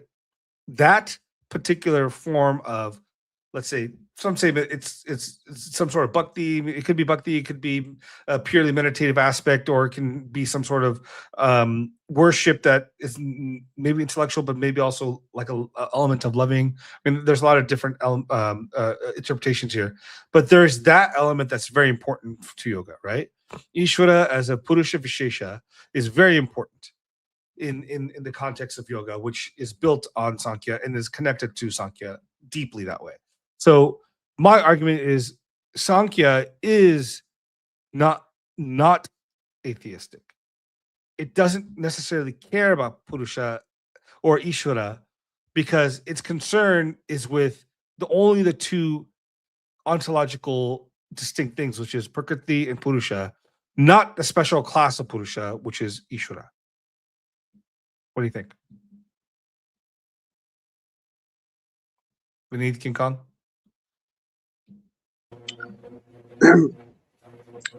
Yeah. While you were like you were saying your view of how Sankhya it just falls kind of out of the scope of the Sankhya Sutra to discuss in detail about uh, God or Ishvara. I was going through Ishvara Krishna's Sankhya Karika, and this is by translated by Swami Virupakshananda. This is from RKM, Ramakrishna Mission translation, and I was trying to find the argument against God in the main sutra, and it seems Vinit can expand on this that it is Vachaspati or the commentators who goes more in depth about why there can't be any Ishwar. Now, the Yoga Sutras just goes very saliently over this Ishvara. It doesn't even like talk about whether it's like the ground of being kind of Ishvara or just a detached Atman who never entered samsara who wants to help, or it's beings like Kapila and the teachers, etc. Right. So I do think there is uh, a space for like theism in general, but certainly not, at least in Samkhya, Nirishwarvad in Samkhya, at least there is no scope of like a ground of being kind of Ishvara, that kind of, incorporates or gives rise to these two, Purush and Prakritis. Though an argument that we have made can be made in keeping in eyes Other uh, the index. the Samkhyan element in Mahabharata in Anushasana or Shanti Parva, where you do get a combined view of Purusha, Prakriti, and Ishvara, like the Purusha Vishesha Purusha, right? The important Purusha amongst the Purusha, Nitya Nityanam Chetanas Chetanam, right? Kind of dealing with it. So that's how I see it. I would love to hear Vinit's view, and if possible, I would like to kind of. It's interesting the arguments that he gives. It reminds me of the Buddhists that about why the Lord would be creating the world and why not, right? So yeah, we can go into that. Yeah, I just wanted to, if you could quote that particular verse that you quoted from Ishwar Krishna's Sankhya Karika about, just remind me, About does he make a reference to God? so I've been like As far trying as to yeah, as even I'm not mm, getting it. So this is I guess this is page number 113 for anyone who's listening right now. I'm trying to search the chapter number, but the uh, sutra is just as a secretion of milk, which is unintelligent, is for the sake of nourishment of the calf. Similar is the action of the pradhana for the sake of the release of the purusha, right? So in that, I think this is Vachaspati who is writing the Tattva Kaumudi. And over there, he goes on into detail, right? That why the Lord, who is all full, having all desires fulfilled, wanting nothing whatsoever, can create the world, and then how can it be, compassionate, so on and so forth. So I don't see this in the main sutra. Over there, it just talks about how, like the poor Prakriti kind of herself, out of benevolence, tries to liberate Purusha, or at as least liberate herself. Yeah, as far as I remember, I guess there is no direct mention of God, right? yeah. There's no, yeah. So there mention of like higher worlds, Urdhva Lokas. There like mention of like different Daiva, Yeah, different kind it, of it absolutely accepts the devas, the spiritual realm, and these other things. It does that. The question is whether it, Ishvara. yeah, Ishvara, and it doesn't really discuss it much. Yeah.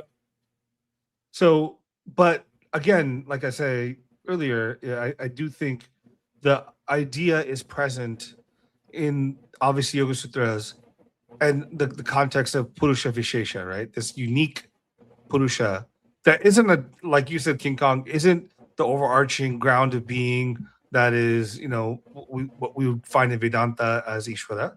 It's a different conception of Ishvara as being a god that's a unique type of Purusha, right? So it's interesting because they're just because Sankhya goes the dualistic nature. There's only two things. There's conscious things and non-conscious things. And of conscious things, there's a unique consciousness, which is Purusha, which is Ishvara. But when you're talking about Sankhya, on the whole, it's not concerned with Ishvara because it's about trying to get other conscious beings out or consciousness out of being associated with Prakriti in the intellectual endeavor. So that's my argument, Vineet, why I think Sankhya is not atheistic. No, I agree with this. I mean, I agree, but I appreciate this argument, much better argument, because if you see it as a precursor, prelude to yoga, then it makes sense because it would get completed when yoga is introduced. Yoga introduces Ishvara, kind of makes sense. And but just to confirm, does Ishvara create? Does he have a causal No, role to play in yoga? no, No, even cosmically, like he's not no, the one who turns no, on the switch. no. Right, right. I see. Then I mean, yeah, it makes sense if you see it as a continuation. Even in Vedanta, God doesn't turn on the switch. right? Because it's anadi, right? It's the nature of things from whatever, right? Like, so I don't think that switch turning on is important within the Indian context as much as it might be in Western conceptions of God, right? Like, again, like this is where we have to demarcate how we consider Ishvara versus how they consider God. For them, the creation of a thing is very important, right? For us, the origin of a thing is important, not necessarily the creation, right? The active creative element of of saying I want to hit the domino and the domino goes down, that's not as important as saying, oh, the domino's dependent upon me. Correct. Yeah. Correct. Yeah. But my view is, I mean, I'm not. I guess I mentioned it in the starting of the video. If we do not see Sankhya as being uh, continued as in like it is the same system as yoga, then one could make a case that Sankhya ends at atheism, or at best it is non-theism, but definitely not theism until yoga comes in, and yeah, then you have theism Right. associated with Sankhya. Right. I think that would be fair. It's fair to say we can make that position. At best, I think Sankhya can be considered non-theistic. I think the atheistic claim is overstated.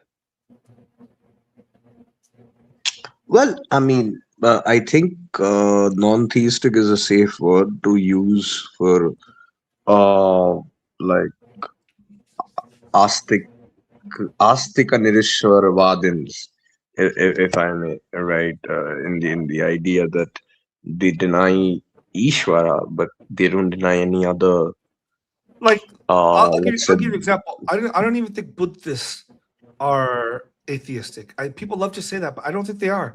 I think the Buddha is a Purusha Vishesha, just like in the Sankhya category, or just like the yoga category. He just doesn't create. I mean, I think the idea of creation is the big hindrance because we're so used to thinking of God as a creator instead of some sort of unique individual within the two categories. yeah, I mean, the Buddhists would just say that there is no Purushas. But but keeping that aside,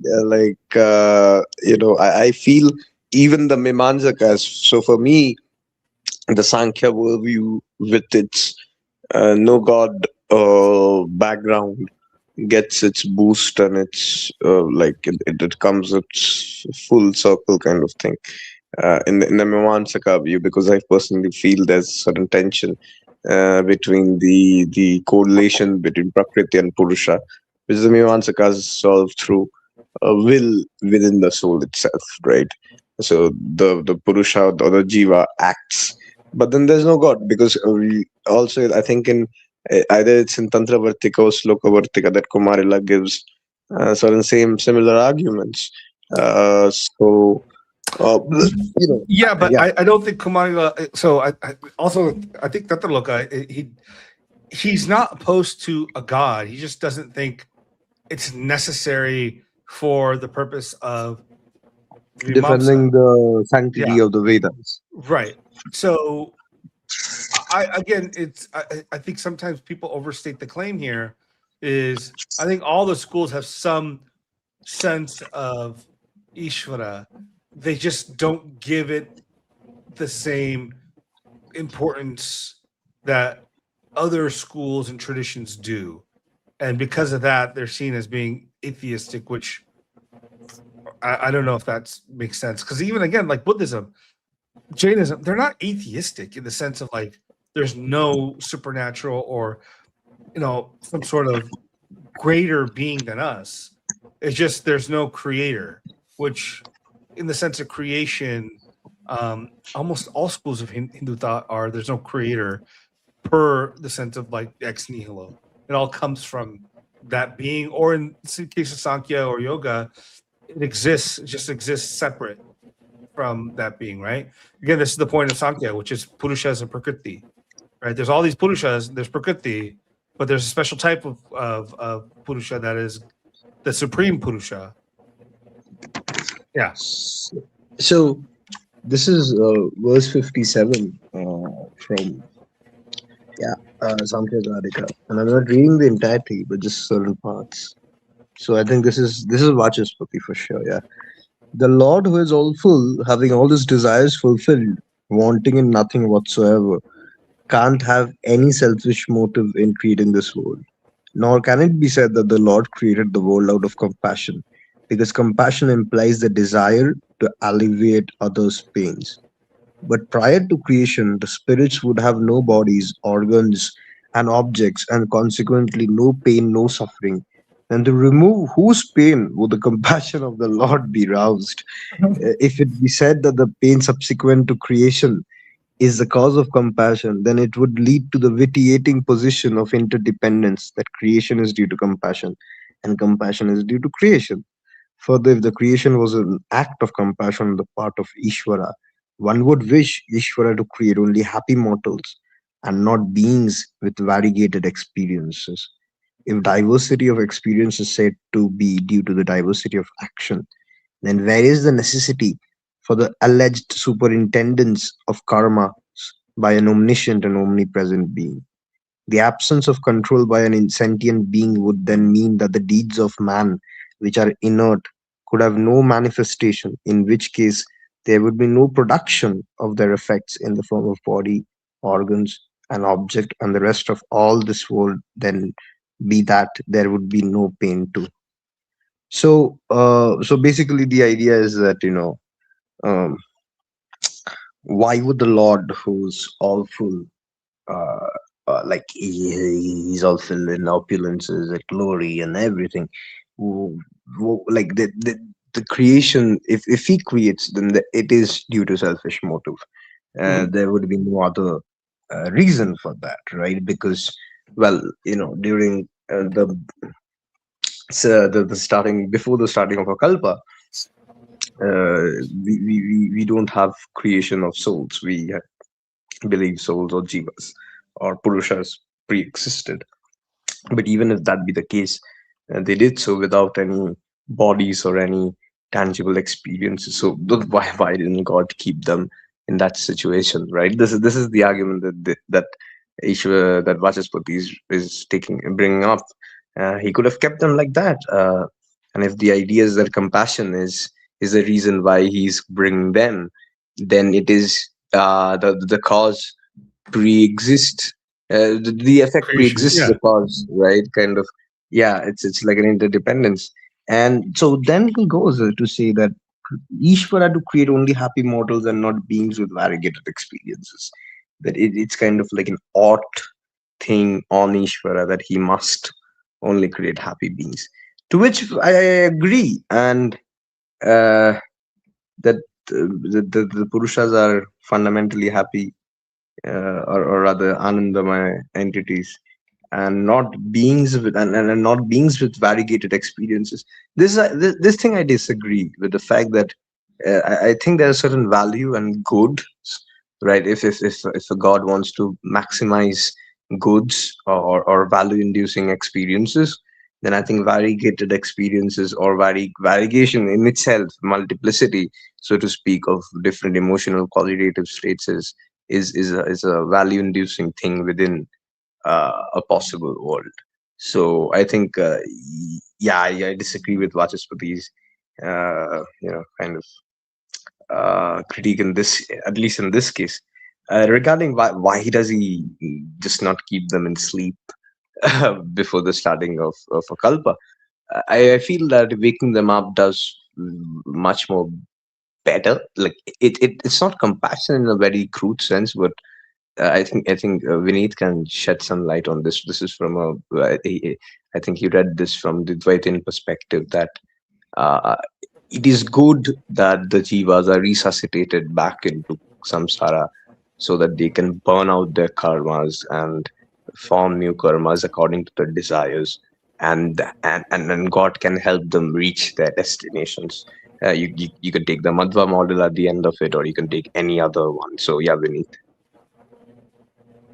No, first of all, I need that Please send me that. That would be used in our video when we are discussing theodicy. That's amazing. What Vachaspati Mishra did there, that's the best Purpaksha or steel manning I have ever seen. So he's basically steel manning, making a case against Ishvara, and that's a terrific job. Please send me that. We'll save it for our theodicy video. Yeah, for sure. But Mhm. go ahead. The comment regarding what Zeno asked, Yeah, why does God create basically, or why does he not put the souls in a position where they're not experiencing any pain? Was it, did he left? yeah, he'll be back. I'm sure he had Okay. some internet Okay. problem. I mean, I don't know if that this would be the right place to discuss theodicy, but I have my own theodicy, and I think I saw this video where uh, Zeno sent me this video of, I think, Joe Schmidt, right? You must have watched that as well, where they're ranking the ranking theodicies, and they Oh, yeah. rank the karma theodicy very low, right? And Yeah. that's totally unacceptable, because I feel among all the theodicies that are proposed, even Plantinga's free will theodicy, I feel the karma theodicy trumps all of them. I It agree. is meticulous, and it successfully answers, because these questions, even the problem of evil that is raised in Indian philosophy or Western philosophy, the number one, or the undercurrent or central question is, why is God not intervening? That's the question, right? Why is God?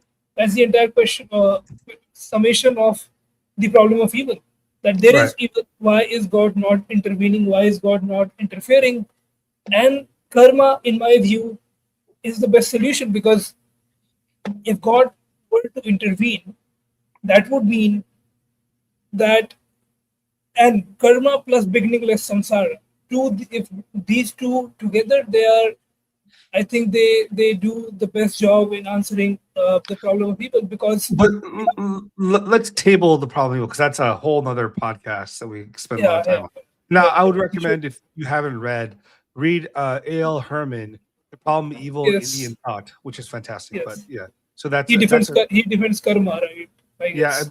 but he defends Indian thought as being much more philosophically robust than Yeah, he Western he thought. discusses. Yeah, I guess he discusses. I mean, he goes through Augustine and other yeah, models, other theodicies, and then ends up supporting the karma one. yeah. If I remember correctly. Yeah. Yes, he does. But he actually supports more Ramanuja's version of Okay, of course. and instead of Advaita. But anyways, so we'll get back to that. I think for this topic right now, I feel like the Ishvara side has kind of won No, no. on the I have Sankhya's. no. This was a warm up. I haven't even started contesting it yet. Okay. But I'll give it to you guys, because if you connect it with yoga, then obviously Sankhya culminates in yoga. Yoga is theistic. Sankhya is theistic. But in isolation, just the Ishwar Krishna's tradition, Sankhya is atheistic. There is no doubt about that. But he doesn't say atheism, right? He He takes doesn't have to. He doesn't have to say, because look, the best spot where you can bring God is creation. If he does not bring God there, there is no causal role that Ishvara plays in this model, then he's basically saying that I don't even consider the God hypothesis credible and important enough to even mention it as uh, with a statement that hence God refuted. but what's the He's not person? even interested. But within Ishvara Krishna Sankhya Karika, what's the purpose of Ishvara then? So his system fundamentally is that Purushas and Prakritis are separate. The Purusha's job or goal is to break free of its attachment or awareness of or entanglement with Prakriti and to get to its own nature. Now he has no other. He doesn't give like meditative practices or techniques. He doesn't give other types of things necessarily, which give you a way out, right? His is an intellectual endeavor to lay this out, right? So Why does Ishvara matter there? That's the whole point. It does not matter for Yeah, Ishwar Krishna. but just because it doesn't matter doesn't mean he's atheistic. It just means he doesn't care about it. It's like me, if I'm writing about law, am I going to throw in quantum physics or quantum physics exists? It just doesn't matter when I write about the legal stuff. All right, then, but then consider a tradition. Why is the tradition giving arguments against God's existence? So Does that not go? people can be mistaken. Traditions can be mistaken about things. So About the founders, basically. yeah.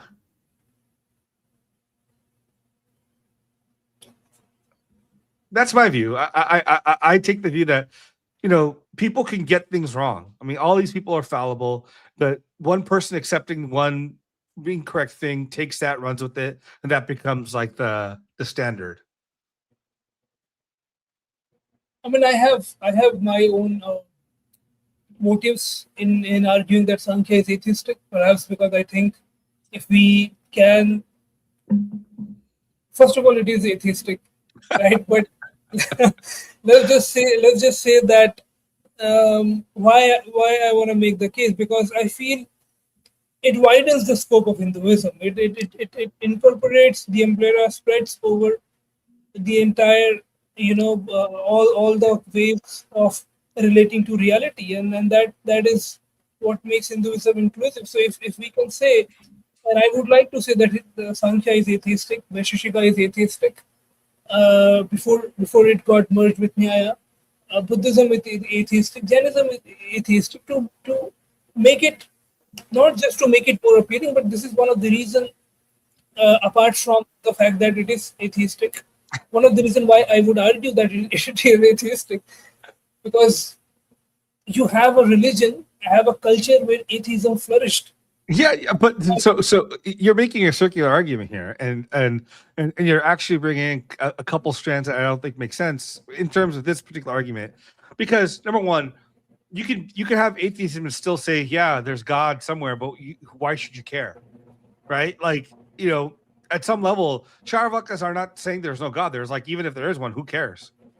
Like, we can't know it. Like, so Hinduism's giving the openness of Hinduism is fundamentally that it's allowing everyone to have every view you want, and you'll just deal with the consequences of those views.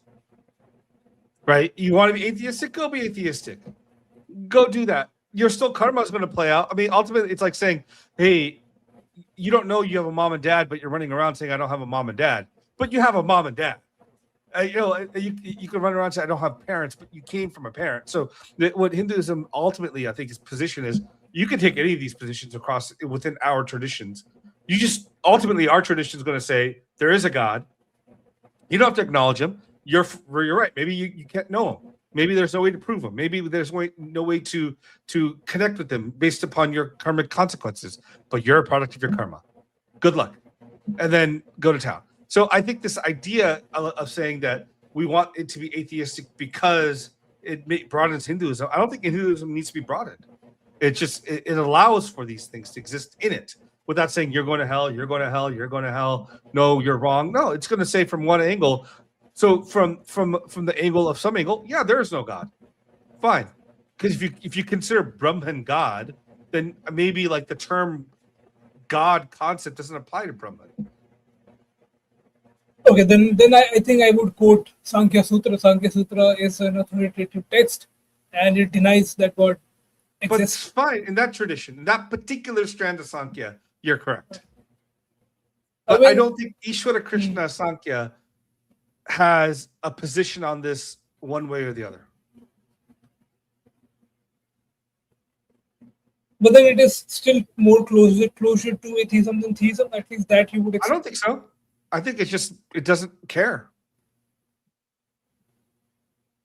All non-theists are, by the way, Mukunda, all non-theists are practically atheists. I hope I don't care about practically something. I'm just, we're doing like non-theist is different from a theist, is different from an atheist. It's just like those are different things. But King Kong, you have something to say. Go ahead. I mean, if I may take Vinit's side, just reading Ishvara Krishna apparently, right? Just not looking at Kaumudi, Vachaspati Mishra's, right? Just looking at the verses, a case can be made that it's a self-enclosed It is. system of axioms, Absolutely which it is. both at the axiomatic level as well as the level at which the axiom is referring to tattvas and their interactions. It doesn't need a ground It of doesn't being, need, right? but that's what I said. But that's my point earlier. I said this is a Purusha Vishesha. It's not a god of creation or ground of being. It's just Ishvara is a unique Purusha. So, so it can be possible that within the Sankhyan cosmos, just like we have in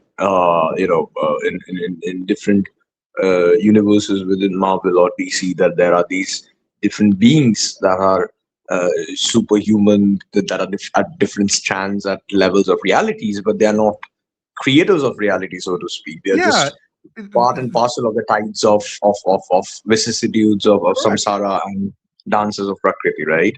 Yeah, So so I would agree with you here. Like Ishwar Krishna, by the way, I forget it's in the like 4.15 or something like that. I forget exactly where he talks about devatas going to the world of devatas and other gods or whatever. yes, Now, yes. now, now the issue is like when we say Ishvara, like again, it goes back to what we mean by this term Ishvara, and I'm taking it to be in the yogic category of type, because I think yoga is based on Sankhya, this type of being that's a particular type of Purusha.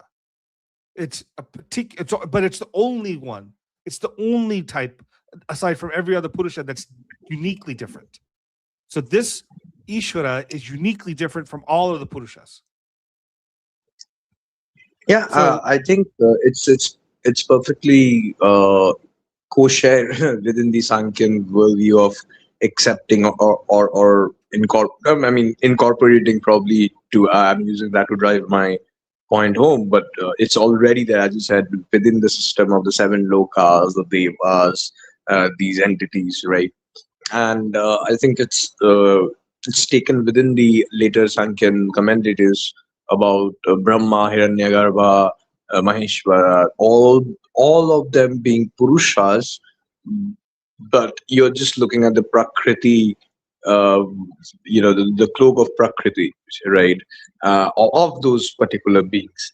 right. Um, but if that's the case, then absolutely, that's within the domains, within the worldview and the Yeah. scope So of their schooling. by the way, But if yeah, I'm not saying that in Sankhya Ishvara cares or Ishvara is involved or the Ishvara is any of those things. He can be aloof, he can be non-caring, he can be whatever, right? He's just, but he is God in the so sense of like he has power, he has all knowledge. He just might not care. if you take the yogic view that he might not care, he has the opulence, the grandeur, the power. He's like Dios Otiosus, right? Right. Or the unmoved mover of like Aristotle, in the sense that there's no moving to be done apart from the fact that he just thinks probably about all things in its idealized state or whatever, however we want to conceive. Right. I think the answer or the question that the Sankhyan or the Sankhyan yogi has to answer is why? Why is out of all these infinite Purushas, one Purusha, one single or a certain category of Purusha, if I may, Mhm. never entered samsara, right? I mean, what is the explaining factor of this bruteness, right? If they're part of samsara and they got like liberation, and now they're like, as you said, he's like a Buddha or like Patanjali or He was never part Kapila. of samsara, right? And it like in the yoga context, he's never part of samsara. He's never part of this. He's always been Right. So outside of it. there was never a time in the past when Ishvara was in samsara, right? Correct. You will never find a moment in past where he was a Shiva or No. there was his like correlated model of Prakriti, like just like our body be with us and his with his. It's That's certainly not the case. So then, and then the question goes, why?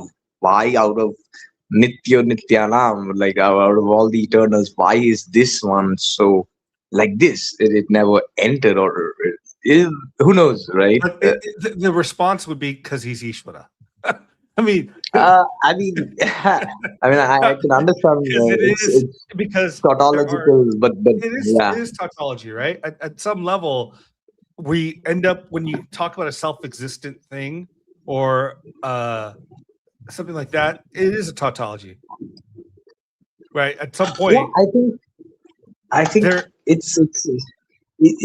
sticks out like a sore thumb, Yes, right? yeah, it does. But the question is that's because we expect things to work out, and this goes back to like the Samkhyan ideas of our buddhi, sees discernment and or has discernment, and it creates this categories of things.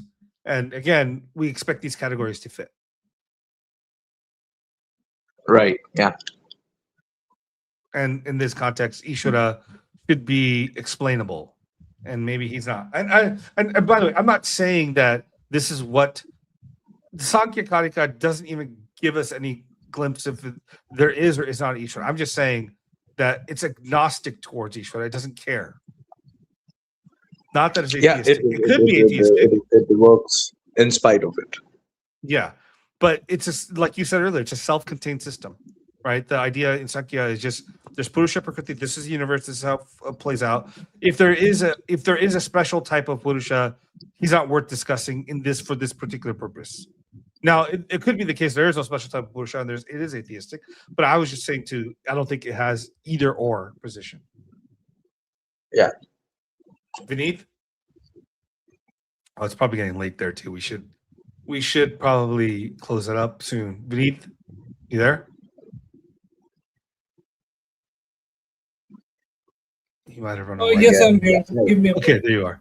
Okay. All right. So anything further here? Because I think it's probably late for you, man. It's probably almost midnight. Although that being said, Just 2 minutes to midnight. Yeah. We have like 100 and some people watching. You got to turn your mic. I'm saying, what's the time? It's almost midnight. Yeah. Anything else to add? So, Should we closing thoughts, guys? Yeah. What do you guys think about? Well, I had a good time. This is a good conversation, and I think hopefully our listeners and viewers, there's 100 and some of you guys are actually watching live, which is kind of cool. Watching live to learn about Sankhya. Hopefully this was helpful, and hopefully this was interesting enough. I would request you guys listening, watching, whatever, next time, talk more, give comments, jump on, engage, because it's helpful for us because we get questions. And thank you, Ratan, for your comments and questions, because it makes us think too, right? And be on our feet and think about things. And I appreciate that. Go ahead, Vinit. Yeah, and thank you for tolerating me with looking like a hooligan here. But I hope next time I do have a bandana instead of this. Yeah, that's fine. Yeah, go ahead. Yeah, to wrap it up, any final comments from you guys?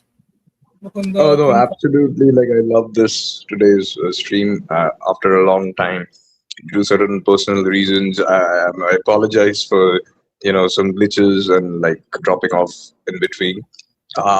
Really, and I'm looking forward to deep dive into each of the sampradayas. Well, not sampradayas, like schools of thought within the Astika as well as the Nastika domain.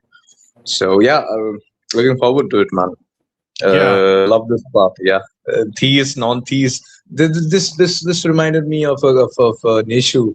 Like we debated through, me and Vinit, during our clubhouse days, that whether we should call non-theist Bimansa and Sankhya non-theist or atheist, right? And he took I think the view that it's atheist, and I took the one that it's non-theist, and we would rattle on throughout midnight. So good memories. Yeah. Yeah, good old days. good to know that I'm still consistent with my views. I'm still of the same age that I was back then. Well, consistency sometimes is not always a good thing. Mhm. But no, I mean, this is great. I really enjoyed it. It's great to hit walls and bring out ideas.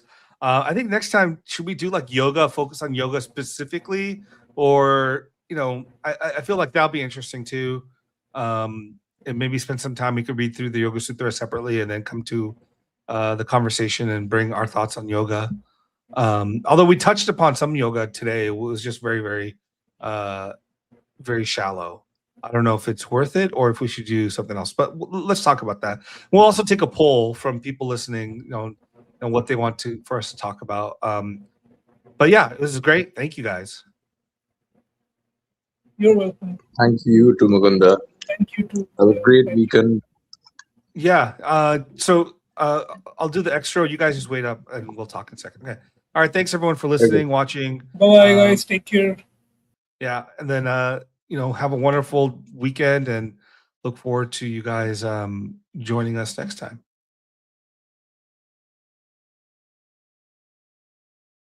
पुष्पसुगन्धसुमलय समीरे पावन मुनिजन यमुना तीरे पावन मुनिजन यमुना तीरे गायति वनमाली गायति वनमाली मधुरं गायति वनमाली